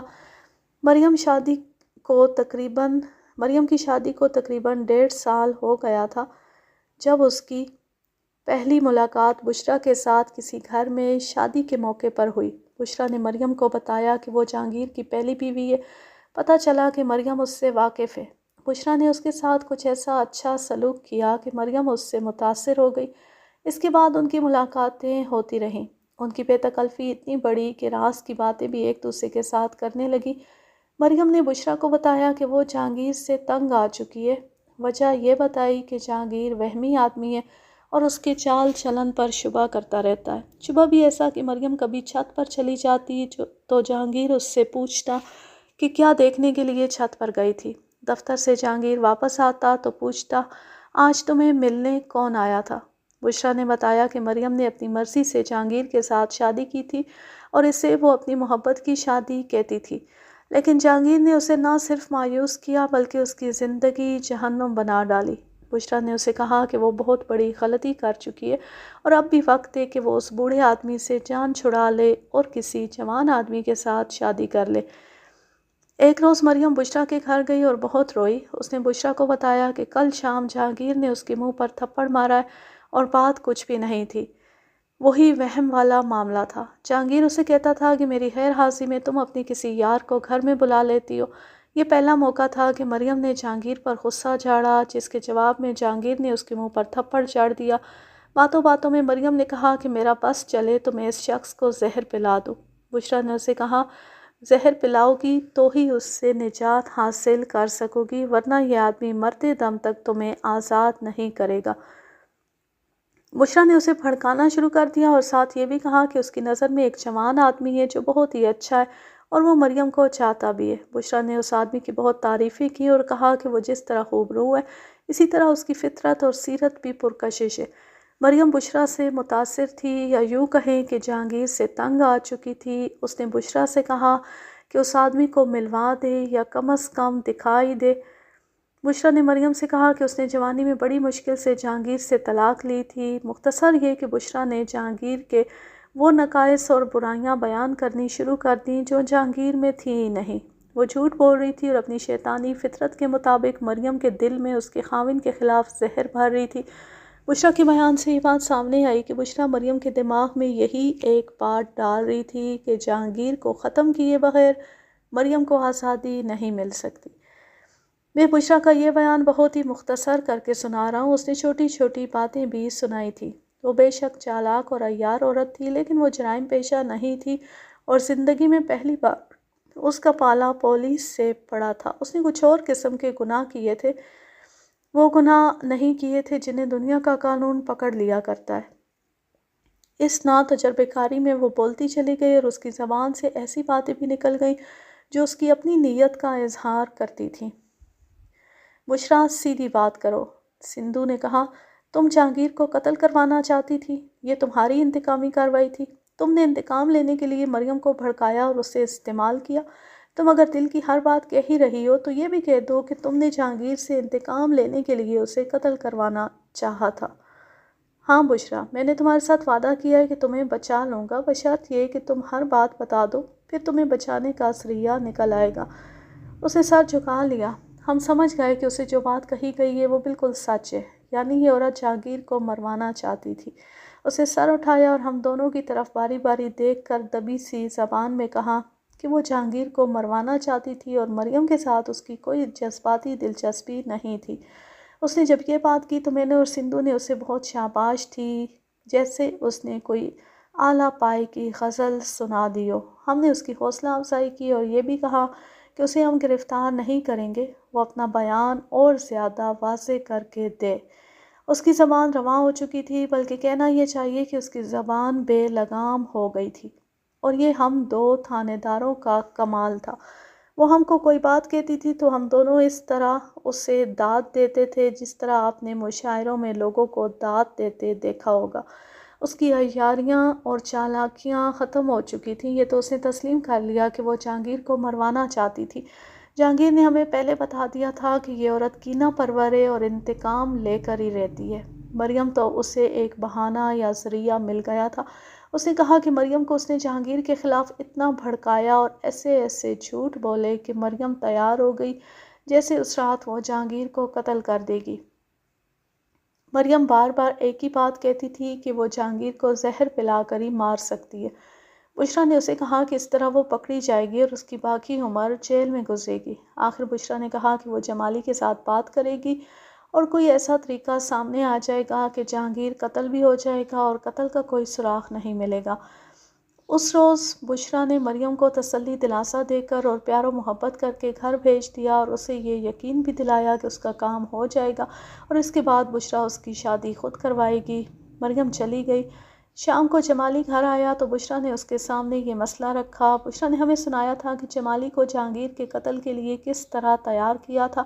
جمالی کے دل میں بشریٰ کی محبت تھی جس کی خاطر وہ بشریٰ کی بات مان گیا۔ اس نے بشریٰ سے کہا کہ کسی طرح مریم کو اس سے ملوا دے اور ملنے کی جگہ گھر ہی بہتر ہے۔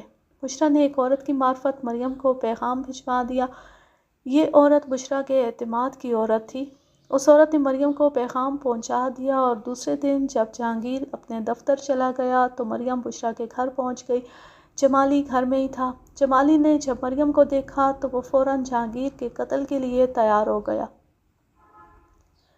بشریٰ نے کوئی ایسی بات تو ہمیں نہ سنائی، لیکن ہم دونوں تھانے دار سمجھ گئے کہ جمالی نے مریم کو نظر میں رکھ لیا تھا اور اس کی نظر بڑی میلی تھی۔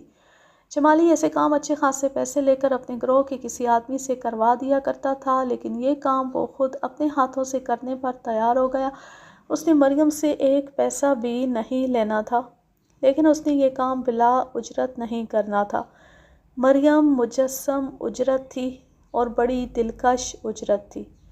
اس نے مریم اور بشریٰ کو قتل کا ایک محفوظ طریقہ بتایا جو یہ تھا کہ ایک رات مقرر کر لی جائے اور اس رات مریم باہر کے دروازے کی زنجیر یا چٹخنی نہیں چڑھائے گی۔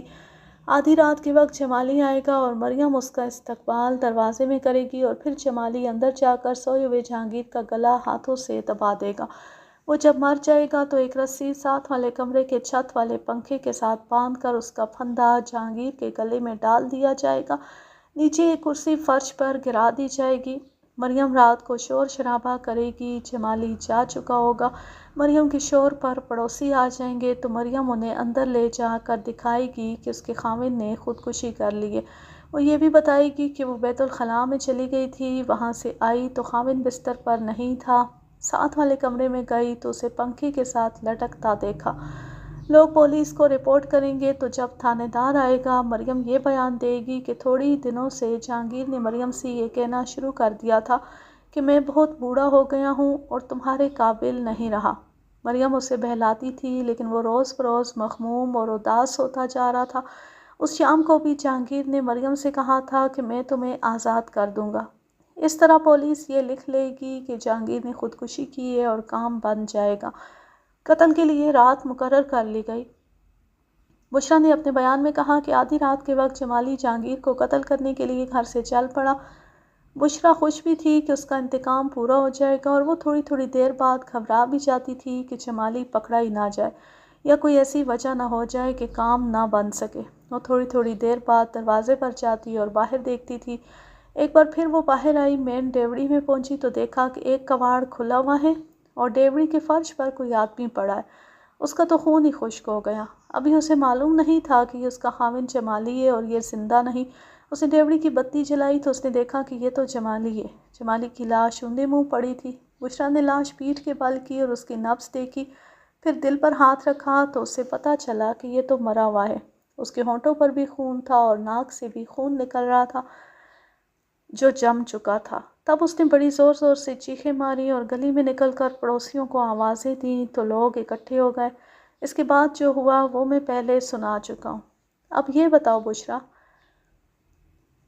تم نے یہ کیسے کہہ دیا ہے کہ جمالی کو جہانگیر نے قتل کیا ہے؟ کیا تمہیں اس کا کوئی ثبوت ملا تھا؟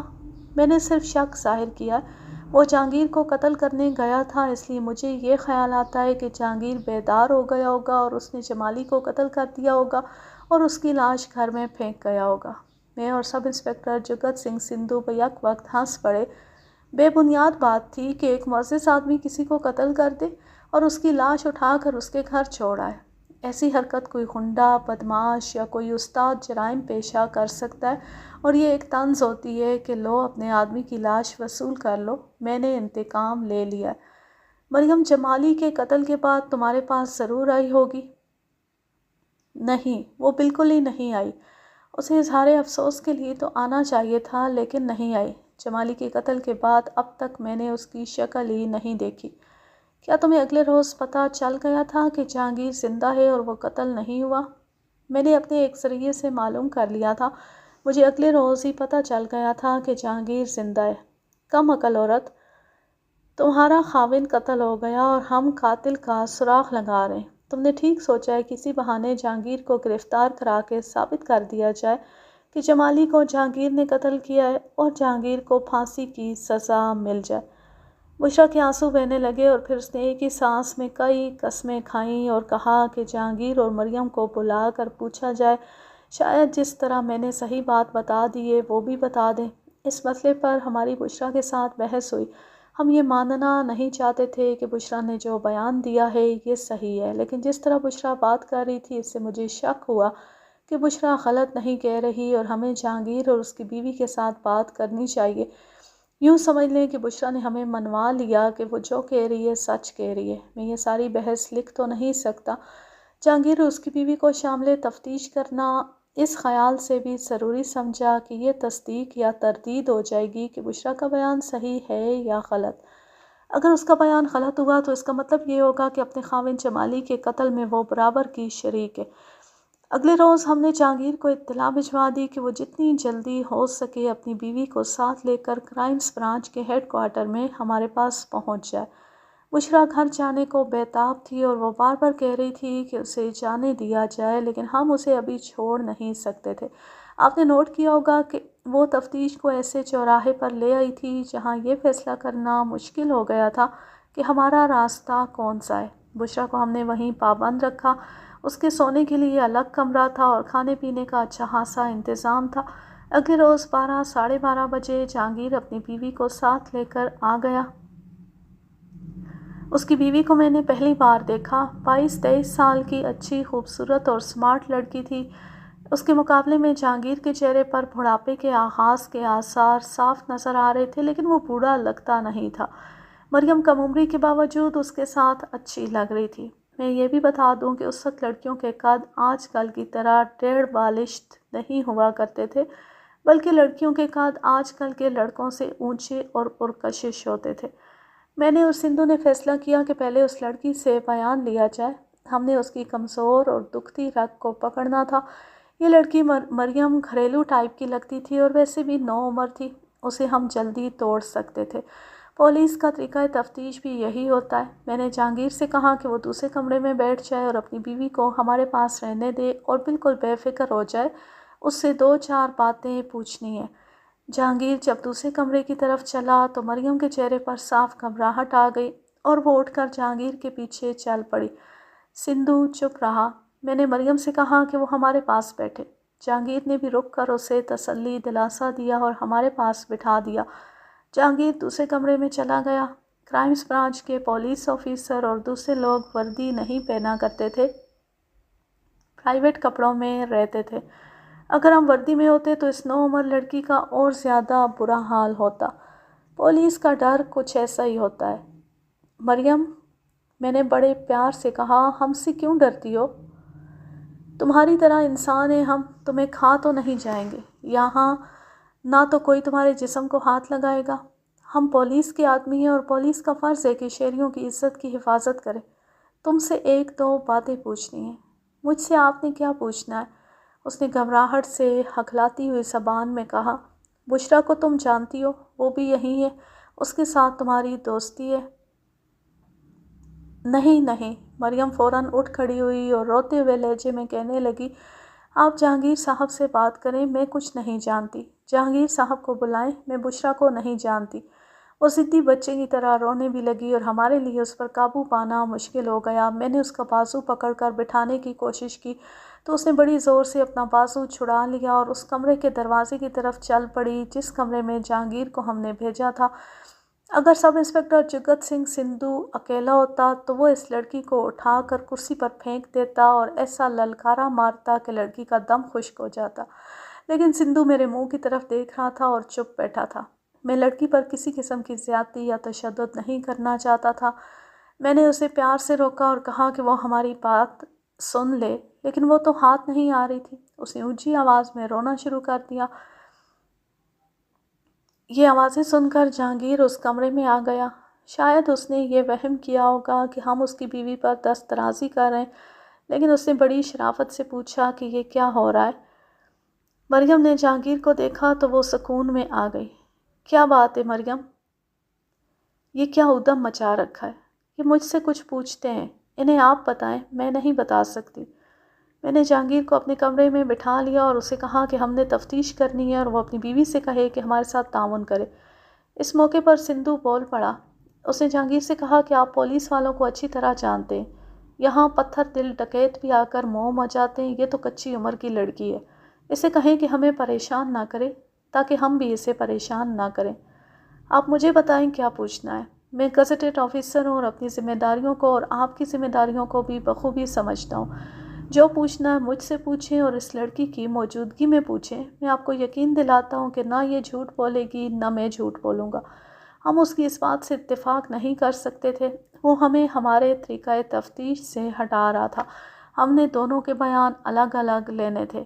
میں نے اور سندھو نے اسے بتایا کہ اس طرح ہم اپنا مقصد پورا نہیں کر سکتے۔ جہانگیر نے بڑی اچھے طریقے سے اچھے الفاظ میں کہا کہ ہم میاں بیوی کو اکٹھے بٹھا کر پوچھیں اور بیان لیں، اور اگر اس کے بعد ان کے بیان میں یا ذرا سی کوئی بات جھوٹی ثابت ہو تو دونوں کو گرفتار کر لیں۔ یہ تو میں نے دیکھ لیا تھا کہ مریم کے منہ سے بات نکلوانا بڑا مشکل تھا۔ یہ خطرہ بھی تھا کہ اسے زبردستی بات کہلوائی گئی تو وہ اوٹ پٹانگ اور بے بنیاد باتیں شروع کر دے گی۔ کچھ دیر ہماری بحث چلی۔ سندھو مجھ سے پہلے بولا اور کہنے لگا کہ چلو ان دونوں کو اکٹھے ہی بٹھا لیتے ہیں۔ میں نے بادل نخواستہ سندھو کی تائید کر دی۔ جہانگیر صاحب، آپ کی پہلی بیگم نے آپ پر الزام عائد کیا ہے کہ آپ نے اس کے خاوند جمالی کو کہیں قتل کیا ہے اور اس کی لاش اس کے دروازے میں پھینک گئے ہیں۔ محترم انسپکٹر صاحب، کیا آپ میری شرافت کی تعریف نہیں کریں گے؟ میں نے ایک آدمی کو اس کے گھر سے کہیں دور قتل کیا اور اس کی لاش اس کے گھر پہنچا دی۔ البتہ یہ میری بد اخلاقی ہے کہ میں اپنے مقتول کے کفن دفن کے انتظامات کے لیے اس کے گھر رکا نہیں۔ یہ بات تو ہم بھی تسلیم نہیں کرتے، لیکن آپ کی سابقہ بیوی نے ایک اور بات سنائی ہے۔ یہ آپ کے کردار پر منحصر ہے کہ اس کی تصدیق کریں یا تردید کر دیں۔ اس نے کہا ہے کہ اسے یہ بات سنائی جائے۔ میں نے وہ سارا بیان اسے سنایا جو بشریٰ نے دیا تھا اور جہانگیر اور اس کی بیوی مریم کو اس میں ملوث کیا تھا۔ میں نے اس وقت مریم کا چہرہ دیکھا، بالکل پیلا پڑ گیا تھا اور شاید اس کے ہاتھ کانپ رہے تھے۔ محترم، اس عورت نے میرے خلاف یا میری اس بیوی کے خلاف کوئی ثبوت پیش نہیں کیا، کوئی شہادت پیش نہیں کی، نہ ہی اس نے یہ بتایا ہے کہ اس واقعے کا کوئی عینی شاہد ہے۔ آپ خود حیران ہوتے ہوں گے کہ ایک قاتل اپنے مقتول کی لاش اٹھا کر اس کے گھر رکھ آیا یا پھینک آیا۔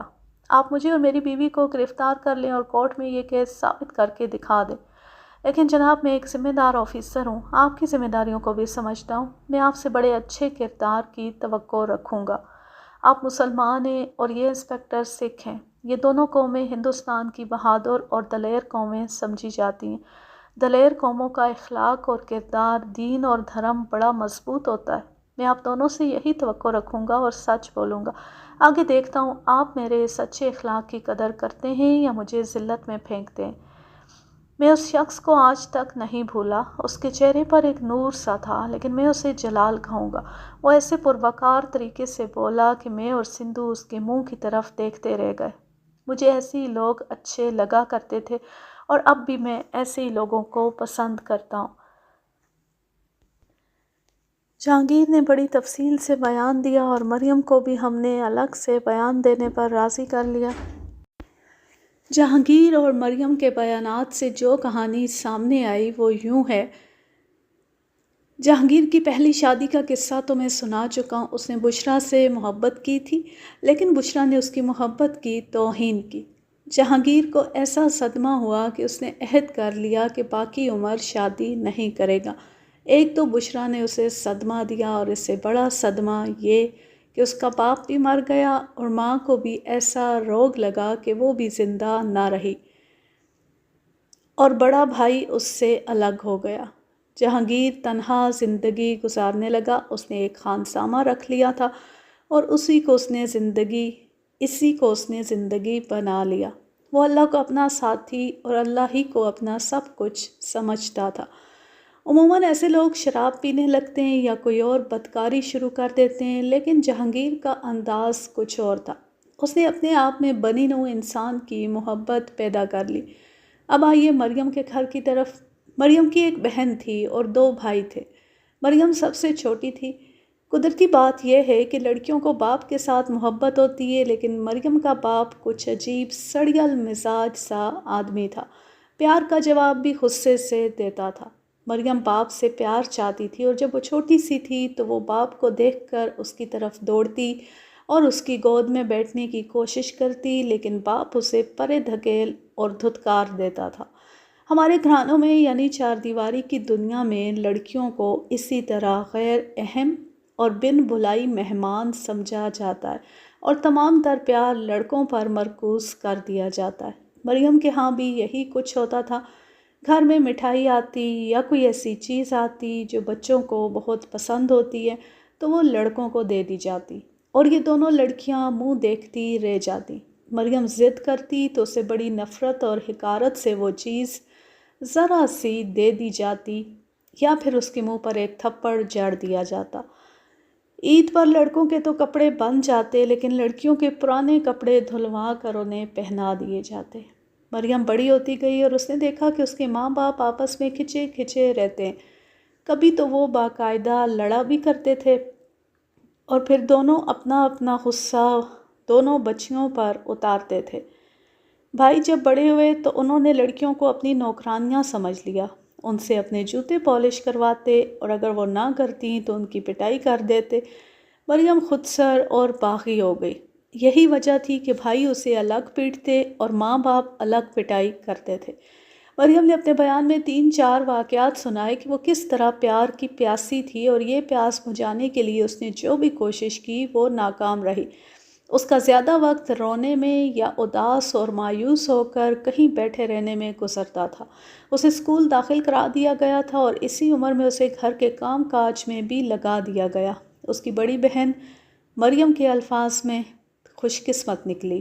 اسے ٹائیفائیڈ ہوا اور اسی سے وہ فوت ہو گئی۔ یہ ایک صدمہ تھا جو ابھی تک مریم کے دل پر طاری تھا۔ یہی ایک بہن اس کی ہمدرد تھی، وہ بھی نہ رہی۔ مریم کا روزمرہ کا معمول یہ تھا کہ اسکول سے آتی تو ماں اسے برتن دھونے پر لگا دیتی۔ اگر وہ اتنا سا ہی کہہ دیتی کہ وہ برتن تھوڑی دیر بعد دھوئے گی تو ماں اسے گالی گلوچ کرتی اور اگر باپ سن لیتا تو وہ ایک آدھ گالی کے ساتھ ایک دو تھپڑ بھی عطا کر دیتا۔ جہانگیر مریم کی ماں کی برادری کا آدمی تھا، شاید بہت دور کی کچھ رشتہ داری بھی بنتی تھی۔ وہ کبھی کبھی مریم کے گھر آیا کرتا تھا۔ مریم کا گھر ساتھ والے محلے میں تھا، کوئی دوری نہیں تھی۔ مریم کا باپ بھی جہانگیر کو اچھا سمجھتا تھا۔ وجہ حال بند یہ تھی کہ جہانگیر زندہ دل اور خوش مزاج آدمی تھا اور اس نے کبھی کوئی گھٹیا یا جلی کٹی بات نہیں کی تھی، ہر کسی کا دل رکھنا جانتا تھا۔ مریم کی بڑی بہن مر چکی تھی۔ جہانگیر مریم کے ساتھ اسی طرح پیار کرتا تھا جس طرح بڑے چھوٹے بچوں کے ساتھ کیا کرتے۔ مریم نے اپنے بیان میں کہا کہ یہ واحد شخص تھا جس سے اسے بچپن میں پیار ملا اور وہ اکثر جہانگیر کے انتظار میں رہتی تھی۔ مریم جب اسکول جاتی تھی تو جہانگیر کا گھر راستے میں پڑتا تھا۔ مریم اس وقت 5ویں یا 6ٹھی جماعت میں تھی جب جہانگیر نے بشریٰ کو طلاق دے دی تھی اور وہ تنہا زندگی بسر کر رہا تھا۔ اسکول آتے جاتے کبھی جہانگیر اسے نظر آ جاتا تو وہ رک جاتی۔ ایک بار وہ جہانگیر کے گھر کے اندر چلی گئی، وہ بچی ہی تھی۔ اتفاق سے جہانگیر گھر پر ہی تھا۔ جہانگیر نے اس کے ساتھ اسی طرح پیار کیا اور شفقت دی جس طرح بچوں کے ساتھ کیا جاتا ہے۔ یہی ایک تشنگی تھی جو مریم کو بے حال کیے رکھتی تھی۔ جہانگیر نے اس کی یہ تشنگی ختم کر دی۔ مریم نے اپنے بیان میں کہا کہ وہ اکثر اپنے آپ سے کہا کرتی تھی کہ خدا نے جہانگیر کو اس کا باپ کیوں نہیں بنا دیا۔ بچپن میں اس نے اپنے دل میں جہانگیر کو باپ کا درجہ دے دیا تھا۔ جہانگیر نے اس کے ساتھ پوری طرح شفقت جاری رکھی، یعنی جو پیار مریم کو اپنے ماں باپ سے ملنا چاہیے تھا وہ جہانگیر سے ملا۔ مریم دراصل نفسیاتی مریضہ بن چکی تھی۔ جو جہانگیر اس کے دل میں اترتا گیا، اس کے دل سے ماں باپ کی محبت اور احترام نکلتا گیا۔ اس کے بھائی اب بھی یعنی لڑک پن میں بھی اسے مارتے پیٹتے اور اس سے اپنے کام کرواتے تھے۔ مریم کو اپنے ان سگے بھائیوں سے نفرت ہو گئی۔ اس زمانے میں مسلمان اپنی بیٹیوں کو زیادہ نہیں پڑھاتے تھے، 10 جماعتوں کو بھی وہ بڑی تعلیم سمجھتے تھے۔ مریم نے میٹرک پاس کر لی تو اسے گھر روک لیا گیا۔ اب سارے گھر کے کام کاج اس کی ذمہ داری میں دے دیے گئے اور اس کے ساتھ ماں باپ کی آپس کی لڑائیاں اور پھر ان کی ساری پھٹکار مریم کے حصے میں آ گئی۔ ماں باپ نے دونوں بیٹوں کو شہزادہ بنا کر رکھا اور ان کی ناجائز ضرورتیں بھی پوری کرتے رہے۔ مریم کسی نہ کسی طرح وقت اور موقع ڈھونڈ کر جہانگیر کے گھر جا پہنچتی اور اس کا گھر سنوارنے لگتی تھی۔ مثلاً برتن ادھر ادھر پڑے ہوتے تو وہ اٹھا کر صحیح جگہوں پر رکھتی، جہانگیر کا بستر ٹھیک کرتی، جو ہوتا ہی ٹھیک تھا، لیکن مریم کو اس گھر کے ساتھ انس ہو گیا تھا کیونکہ اسے پیار اسی گھر سے ملتا تھا۔ ایک روز جہانگیر نے اسے کہا کہ وہ اب اس کے پاس نہ آیا کرے کیونکہ وہ جوان ہو گئی ہے اور وہ کتنا ہی نیک پاک کیوں نہ ہو اس کے لیے غیر مرد ہے اور پھر لوگوں کے منہ بند نہیں کیے جا سکتے۔ مریم نے کہا کہ لوگ میرے منہ پر آ کر مجھے بدنام اور رسوا کریں تو بھی وہ پرواہ نہیں کرے گی۔ جہانگیر نے اسے کہا کہ وہ نہ آیا کرے، اس کی بجائے وہ خود اس کے گھر آ جایا کرے گا۔ مریم نے یہ بھی قبول نہ کیا۔ نفسیات کے ڈاکٹروں سے پوچھیں، وہ آپ کو بتائیں گے کہ مریم کی طرح پیار کی ترسی لڑکیاں عموماً کسی نہ کسی کے پیار کے دھوکے میں آ کر خراب ہو جاتی ہیں اور اس قسم کے فریب کار انہیں گم ہی کر دیتے۔ مریم کے کردار میں ایسی کوئی کمزوری پیدا نہ ہوئی، البتہ وہ ذہنی لحاظ سے ٹھیک نہ رہی۔ جہانگیر کے پاس جا کر وہ بالکل ٹھیک ہو جاتی تھی۔ یہ جہانگیر ہی کا اثر تھا کہ اس نے مریم کو بھٹکنے یا خراب نہ ہونے دیا اور اس کے کردار میں شرافت اور پاکیزگی قائم رکھی۔ مریم کی عمر 17-18 سال ہو گئی تو اس کے رشتے کے خواہش مند آنے لگے۔ اس کے ماں باپ دیکھنے لگے کہ اس لڑکی کا رشتہ کسے دیا جائے۔ جب تک ماں باپ نے کسی کو پسند نہ کیا مریم خاموش رہی۔ آخر ایک لڑکا پسند کر لیا گیا۔ مریم سے تو ماں نے پوچھا ہی نہیں کہ اسے یہ لڑکا اچھا لگتا ہے یا نہیں۔ اس کی شادی حکماً کی جا رہی تھی۔ ایک روز مریم نے ماں سے صاف کہہ دیا کہ وہ اس لڑکے کے ساتھ اور کسی اور کے ساتھ بھی شادی نہیں کرے گی۔ یہ تو ایک بم تھا جو مریم نے اپنے گھر میں گرا دیا۔ باپ کو پتہ چلا تو اس نے مریم کی پٹائی کر دی۔ بھائیوں نے بھی اس کے ساتھ بہت برا سلوک کیا۔ مریم پوری طرح باغی ہو گئی۔ اس نے کہا بہتر ہے مجھے جان سے مار دو، ورنہ میں شادی کے عین موقع پر کہہ دوں گی کہ اس لڑکے کو قبول نہیں کرتی۔ مریم کا یہ رویہ سارے محلے کو معلوم ہو گیا اور عورتوں کی زبانی اس لڑکے کے گھر تک پہنچ گیا جنہیں مریم کا رشتہ دیا جا رہا تھا۔ ان لوگوں نے پیغام بھیجا کہ وہ ان کی بیٹی کو قبول نہیں کریں گے اور یہ رشتہ منسوخ سمجھا جائے۔ مریم کو اس کی بھی سزا دی گئی، لیکن مریم پتھر ہو چکی تھی۔ اب وہ دلیری سے جہانگیر کے گھر جاتی اور کچھ وقت گزار آتی۔ جہانگیر کی عمر 50 برس کے قریب پہنچ گئی تھی۔ جہانگیر نے بھی اسے سمجھایا کہ وہ ماں باپ کو یوں ذلیل اور پریشان نہ کرے اور شادی کر لے۔ مریم کہتی تھی کہ اس کے ماں باپ نے اسے جس جہنم میں پالا ہے، اس کا اثر اس کے ذہن میں ہے اور وہ اس پر قابو نہیں پا سکتی۔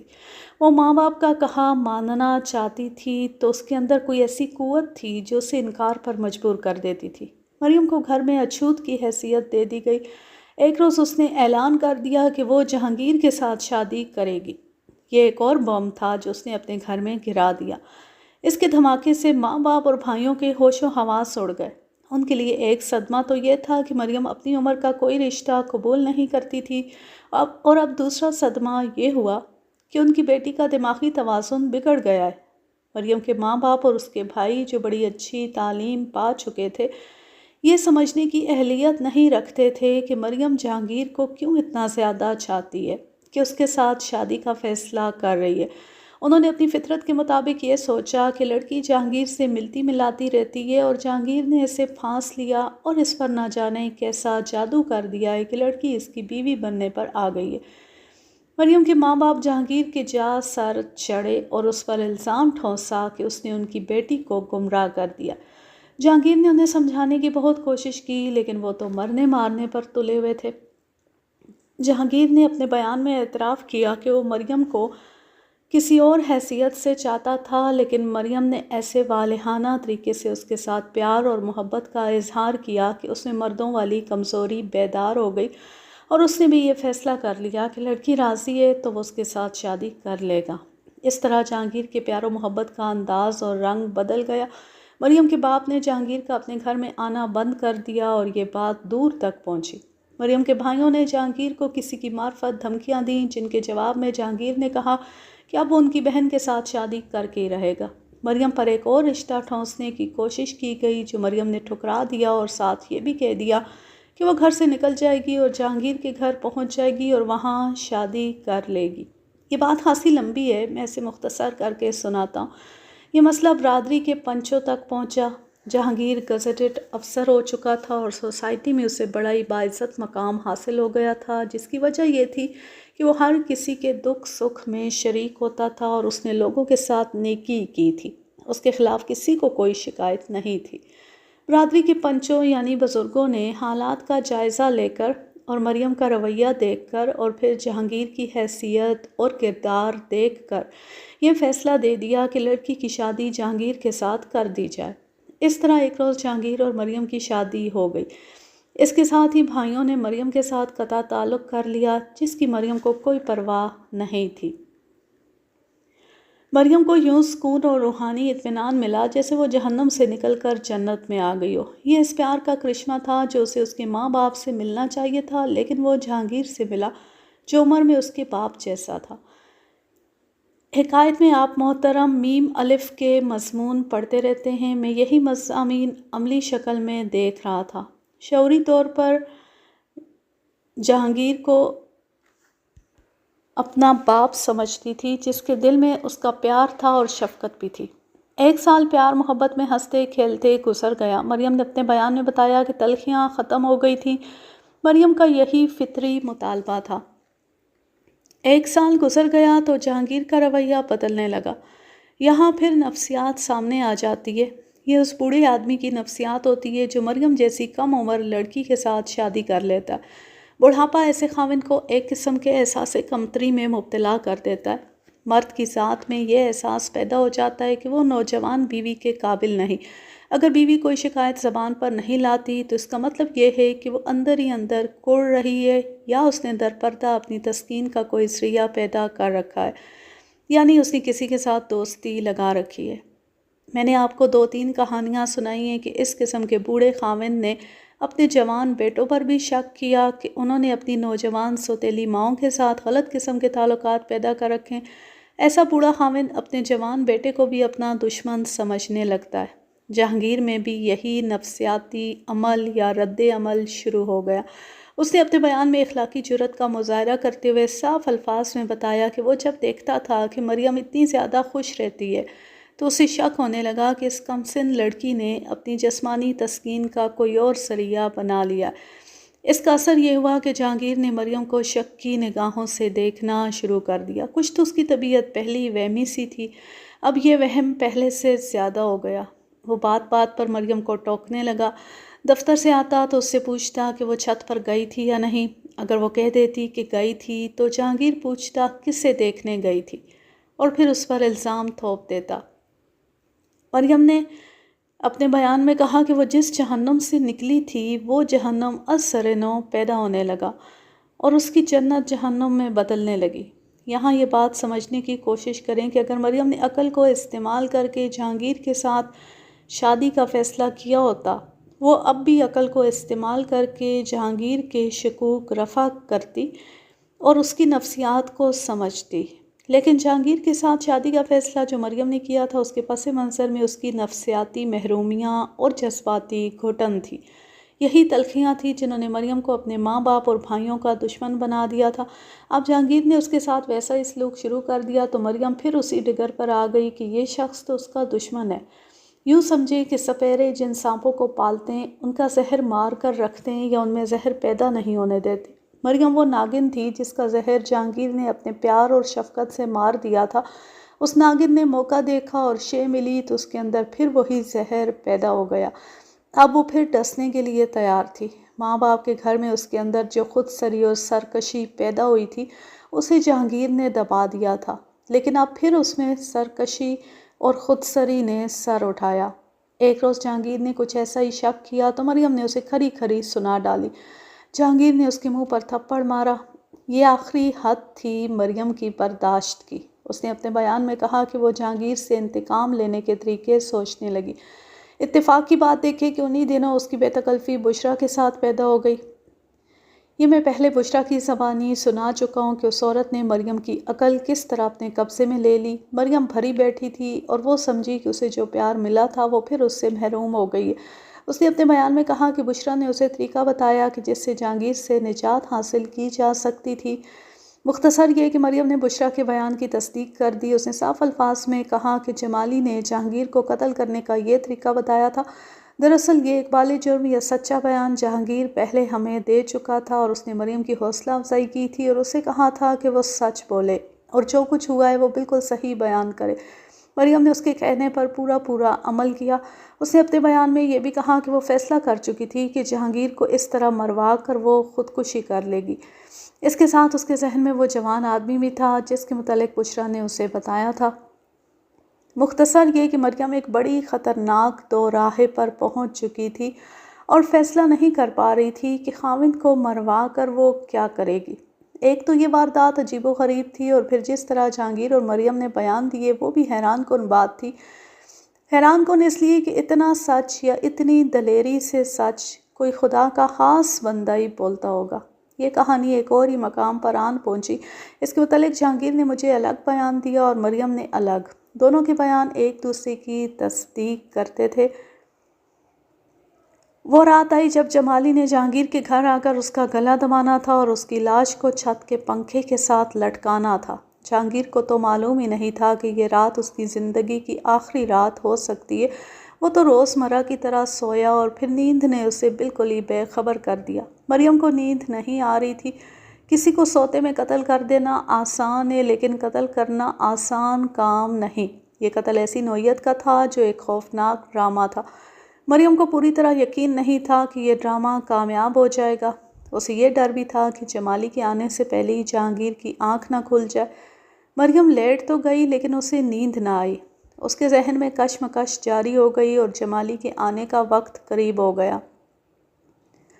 مریم نے باہر والا دروازہ کھلا رکھا تھا، صرف کواڑ بند تھے۔ جب رات آدھی گزر گئی اور اب کسی بھی لمحے جمالی نے آ جانا تھا، مریم اٹھ بیٹھی۔ کمرے میں 0 نمبر کا نیلا بلب جل رہا تھا۔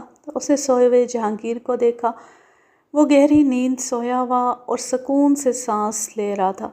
مریم کی نظریں اس کے چہرے پر جم گئیں۔ آہستہ آہستہ مریم کا ذہن پیچھے گزرے ہوئے دنوں کی طرف چل پڑا۔ اسے اپنے گھر کی اذیتیں اور تلخیاں یاد آئیں، اور پھر اسے وہ جہانگیر یاد آیا جو اس کے مجروح جذبات کو پیار سے سہلا لیا کرتا تھا۔ آج رات مریم اس جہانگیر کو قتل کر رہی تھی۔ پھر یوں محسوس ہوا جیسے وہ اپنے پیار اور اپنی محبت کو نذر آتش کر رہی ہو۔ مریم نے اپنے بیان میں کہا کہ وہ جب جہانگیر کے چہرے کو دیکھ رہی تھی تو جہانگیر نہ جانے کیا خواب دیکھ رہا تھا کہ اس کے ہونٹوں پر مسکراہٹ آ گئی۔ یہ مسکراہٹ ایک تلوار بن گئی اور یہ تلوار مریم کے دل میں اتر گئی، اور پھر اس نے ایسے محسوس کیا جیسے اس کے دل میں جو زہر بھر گیا تھا وہ بہہ نکلا ہو۔ مریم کے ہاتھ جہانگیر کے چہرے کی طرف بڑھے۔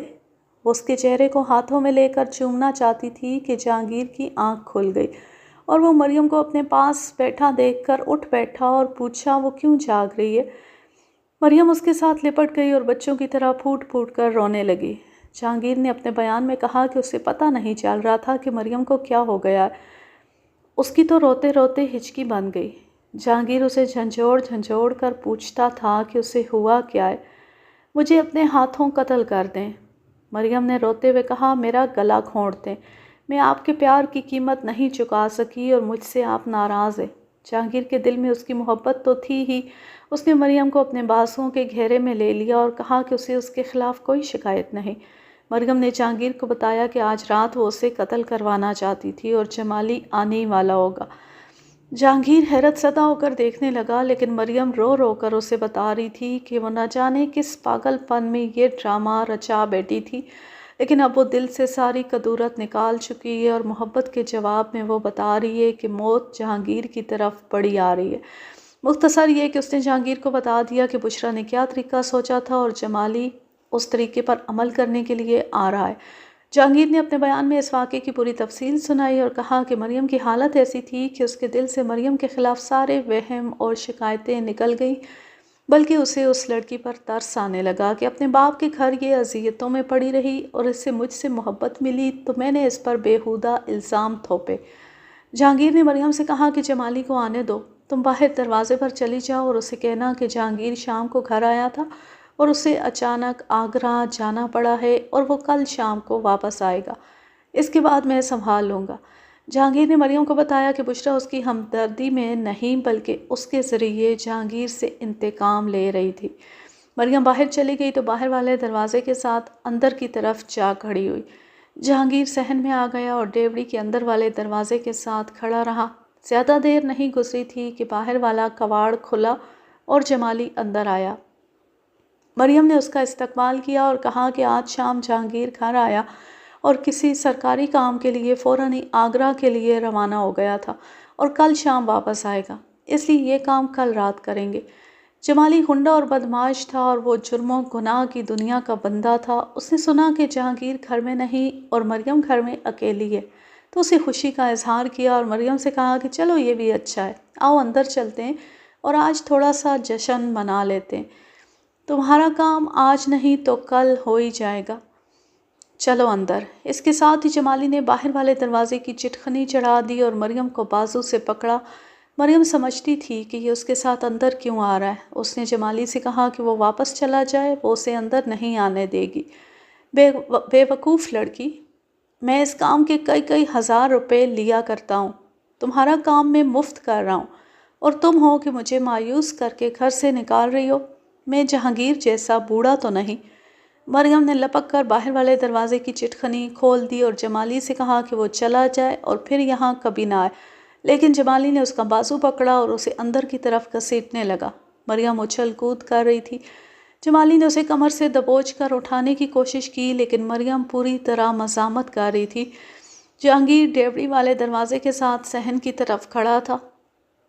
اس نے جو ہی دیکھا کہ جمالی دست درازی پر اتر آیا ہے تو وہ دبے پاؤں دوڑتا باورچی خانے میں گیا اور وہاں سے مرچ مسالہ رگڑنے والا ڈنڈا لے آیا۔ آپ جانتے ہیں یہ ڈنڈا کتنا وزنی ہوتا ہے۔ جہانگیر نے اپنے بیان میں بتایا کہ اس کا ارادہ قتل کا نہیں تھا، ایسا ارادہ ہوتا تو وہ باورچی خانے سے چھری لے آتا۔ جہانگیر ڈیوڑی میں داخل ہوا۔ ڈیوڑی میں اندھیرا تھا، سوئچ اندر والے دروازے کے ساتھ تھا۔ جہانگیر نے سوئچ آن کر کے ڈیوڑی روشن کر دی اس وقت جمالی مریم کو اندر والے دروازے کی طرف گھسیٹ رہا تھا۔ اس نے مریم کا بازو پکڑ رکھا تھا۔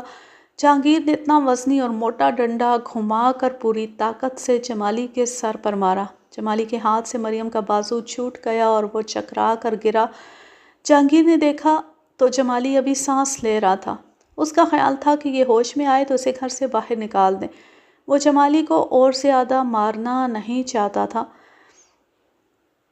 مریم نے گھبرا کر جہانگیر سے کہا کہ دیکھیں یہ مر تو نہیں گیا۔ جہانگیر نے جمالی کی نبض دیکھی، پھر دل پر ہاتھ رکھا، پھر انگلی اس کی ناک پر رکھی تو پتہ چلا کہ وہ مر چکا ہے۔ مریم بہت ہی گھبرائی لیکن جہانگیر ذرا بھی نہیں گھبرایا۔ جہانگیر نے بتایا کہ اس وقت جمالی کی ناک اور منہ سے ذرا سا بھی خون نہیں نکلا تھا۔ جہانگیر نے اپنے بیان میں کہا کہ اس پر کچھ ایسی کیفیت طاری ہو چکی تھی جس میں ذرا سا بھی خوف نہیں تھا کہ اس نے ایک آدمی کو قتل کر دیا ہے۔ وہ جانتا تھا کہ بشریٰ نے اس سے انتقام لینے کے لیے مریم کو استعمال کیا تھا اور جمالی کو بھیجا تھا۔ اس نے سوچا کیوں نہ بشریٰ کا خاوند اسے واپس دے دوں۔ اس نے جمالی کی لاش اس طرح اپنے کندھے پر اٹھائی کہ لاش کا سر جہانگیر کی پیٹھ کے پیچھے لٹک رہا تھا اور ٹانگیں آگے کو تھی۔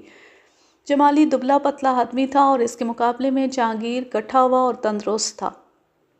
اس طرح جہانگیر بے خوف و خطر جمالی کی لاش اٹھائے اس کے گھر پہنچا، دروازے کا کواڑ کھولا اور اسے دروازے کے اندر پھینکا اور وہاں سے بڑے اطمینان سے واپس آ گیا۔ وقت آدھی رات کے بعد کا تھا اس لیے گلیاں سنسان پڑی تھیں۔ اسے جاتے اور آتے کسی نے بھی نہ دیکھا۔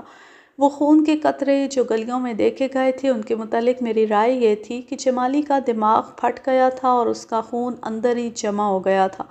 جہانگیر نے جب لاش اٹھائی اور اس کا سر پیچھے کو لٹکا تو خون ناک کے راستے باہر گرتا رہا۔ جہانگیر نے بتایا کہ جب وہ واپس آیا تو مریم نے اسے بتایا کہ اس کے کپڑوں پر پیچھے کی طرف خون لگا ہوا ہے۔ مریم نے اسی وقت وہ کپڑے اچھی طرح دھو ڈالے۔ واردات کی بات تو یہاں پر ختم ہو جاتی ہے۔ اس سے آگے جو کہانی ہے وہ پولیس کے اندر کا معاملہ ہے کہ کس طرح کیس تیار کیا جائے کہ ملزموں کو سزا ہو۔ اگر یہ کیس میرے کسی تھانے کا ہوتا تو میں جہانگیر کو گرفتار تک نہ کرتا۔ مقتول جرائم پیشہ اور غنڈہ تھا اور اسے اپنی بیوی نے استعمال کیا تھا اور بیوی بھی اچھے کردار کی نہیں تھی، لیکن مجبوری یہ تھی کہ یہ کرائمز برانچ تھی جہاں ہم کوئی رعایت نہیں کر سکتے تھے۔ سب انسپکٹر جگت سنگھ سندھو نے اچانک مجھے بازو سے پکڑا اور اشارہ کیا کہ میں اس کے ساتھ دوسرے کمرے میں چلوں۔ میں اس کے ساتھ دوسرے کمرے میں چلا گیا۔ کیا خیال ہے ملک جی؟ اگر یہ میرے تھانے کا کیس ہوتا تو میں یہیں گول مول کر دیتا۔ ان میاں بیوی کو تو میں کبھی سزا نہیں ہونے دوں گا۔ مجھے سندھو کی یہ بات سن کر خوشی ہوئی۔ وہ میرے خیال اور ارادے کی تائید کر رہا تھا۔ ہم نے آپس میں طے کر لیا اور پھر جہانگیر، مریم اور بشریٰ کو باقاعدہ گرفتار کر کے ان کے خلاف کیس تیار کرنا شروع کر دیا۔ عموماً یوں ہوتا ہے کہ یہ یقین ہو جائے کہ یہی شخص اصل مجرم ہے، لیکن شہادت کی کمی ہے تو یہ کمی پوری کر لی جاتی ہے جسے پیڈنگ کہتے ہیں۔ مقصد یہ ہوتا ہے کہ مجرم بچ کر نہ جائے، لیکن اس کیس میں ہم نے ذرا سی بھی پیڈنگ نہ کی اور دانستہ ایسی دو کمزوریاں رکھ دیں جن کی ذمہ داری ہم پر عائد نہیں ہو سکتی تھی اور انہیں کورٹ میں جا کر ہی ظاہر ہونا تھا۔ بہرحال یہ پولیس کے اندر کے معاملے ہیں جو آپ کی دلچسپی کے نہیں۔ آپ کو کہانی سنا دی ہے۔ ہوا یہ کہ سیشن کورٹ میں کیس چلا تو سیشن جج جو ایک ہندو تھا، بہت ہی قابل قانون دان تھا، اس نے تینوں کو بری کر دیا۔ اس کا فیصلہ خاصا لمبا تھا۔ اس میں اس نے ایک فقرہ بھی لکھا کہ عقل تسلیم نہیں کرتی کہ ایک معزز آدمی جس نے کبھی چھوٹے سے جرم کا بھی نہ سوچا ہو، وہ ایک آدمی کو قتل کر دے اور پھر اس کی لاش اٹھا کر اس کے گھر چھوڑ آئے۔ یہ تو سیشن جج کے الفاظ تھے۔ مجھے جہانگیر کے الفاظ بھی آج تک یاد ہیں۔ میں نے بشریٰ کا خاوند اسے واپس کر دیا تھا۔ یہ زبردست کہانی اپنے اختتام کو پہنچی۔ اب میں لیتی ہوں آپ سے اجازت۔ جہاں رہیں خوش رہیں، شاد و آباد رہیں، ہنستے مسکراتے رہیں۔ اللہ حافظ، اللہ نگہبان۔